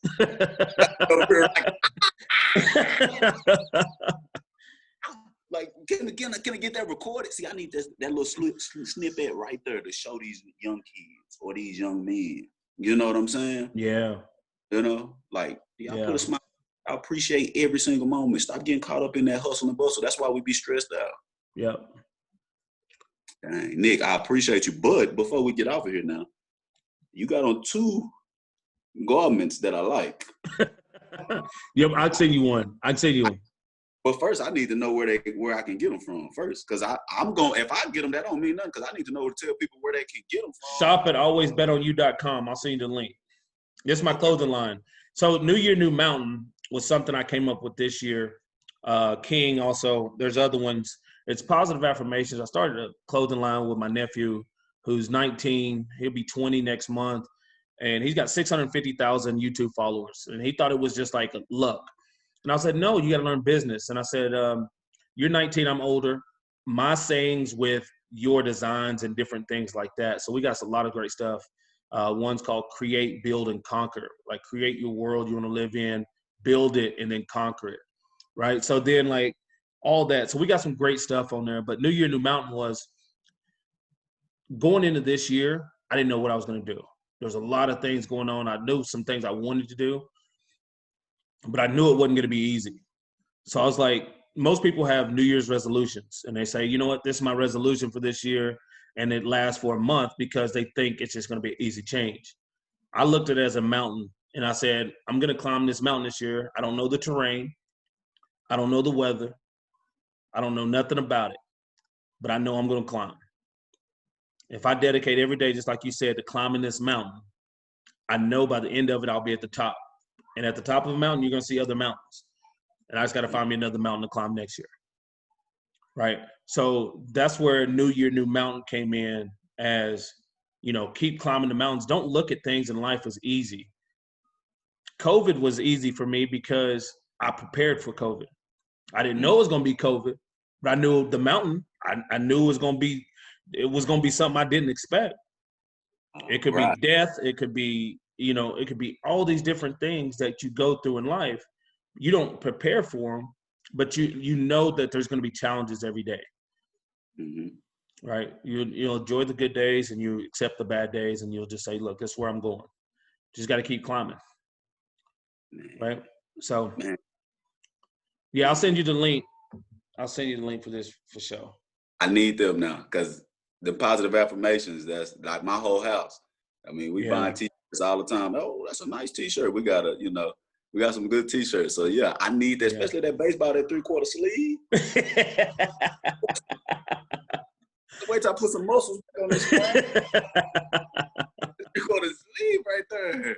That look good. It's about to be fall in a minute too. I need all of that. Oh yeah, it's Calgary colors too. Yeah, and that King up there too. You know, I like that King now. You know what I'm saying? I got me a sweater with King on it. It's nice. I like it. Yeah. So you can go in there and check it out, man. It's good. I've definitely enjoyed what I've accomplished so far this year. Looking forward to more. And yeah, man, however I can help you out. How can the people get a hold of you and keep up with you on social media and what you got going on? Man, my social media is usually the same, Josh_Bell34. And that's me. Sometimes I post a lot, sometimes I post lightly. Like you say with the football games, I love that. But for the most part, man, I try to make sure that I'm available. At one point in time, I thought I was a celebrity. I thought I was a celebrity. So I started thinking about myself, don't give your phone number out. People like, don't give your phone number address. Man, I live a life in a beautiful world where the majority of this world is good. Yeah, 100%. I'm a text message or a phone call away. Yeah. I'm an email away. And I understand in our life that the world, needs us. We need each other. And so, I don't know your podcast, but I'll be giving my cell phone number out on social media. Like, hey, text if you about to jump off a cliff, if you about to kill somebody, if you feeling down and you need somebody to talk to, text me. Because I'm up all hours of the night till 1, 2 in the morning, and I don't mind texting with people to build them up, give them encouragement. So my email is, I'll give my jbell@stampeders.com. Yeah, there it is. You feel me? It's that real. I ain't gonna give my cell, but my email is there, and I'm ready for anybody to reach out to me for anything. I had one of the old kids that I met one time after a game because of corners, and a parent reached out to me the other day because he's struggling with anxiety or depression. They're having anxiety attacks, and a lot of people. And I dealt with anxiety too because of some CTE stuff with headaches and anxiety and depression when my mother passed in. She had her first stroke in 15, and then she passed in 18. I struggled with.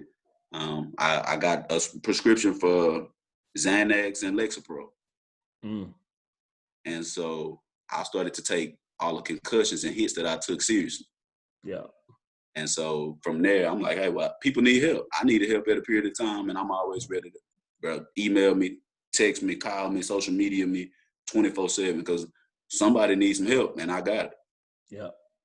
Your mother was buried on the same day as my grandmother who raised me. Yeah. Man. It's crazy. Man. And she out there in East Texas too. Yep. And out there in Longview, buried with my sister. But man, that's love, bro. My family from East Texas, Marshall area. But then they moved to Jacksboro and Grand Prairie. So, yeah. Yeah, man. Yes, indeed. Well, I appreciate you, JB. I thought it was going to be an hour. We did 2 hours. It was all good. It's all good. It was great convo. So we should have talked over the weekend. Then we wouldn't have. If we would have talked. I love it.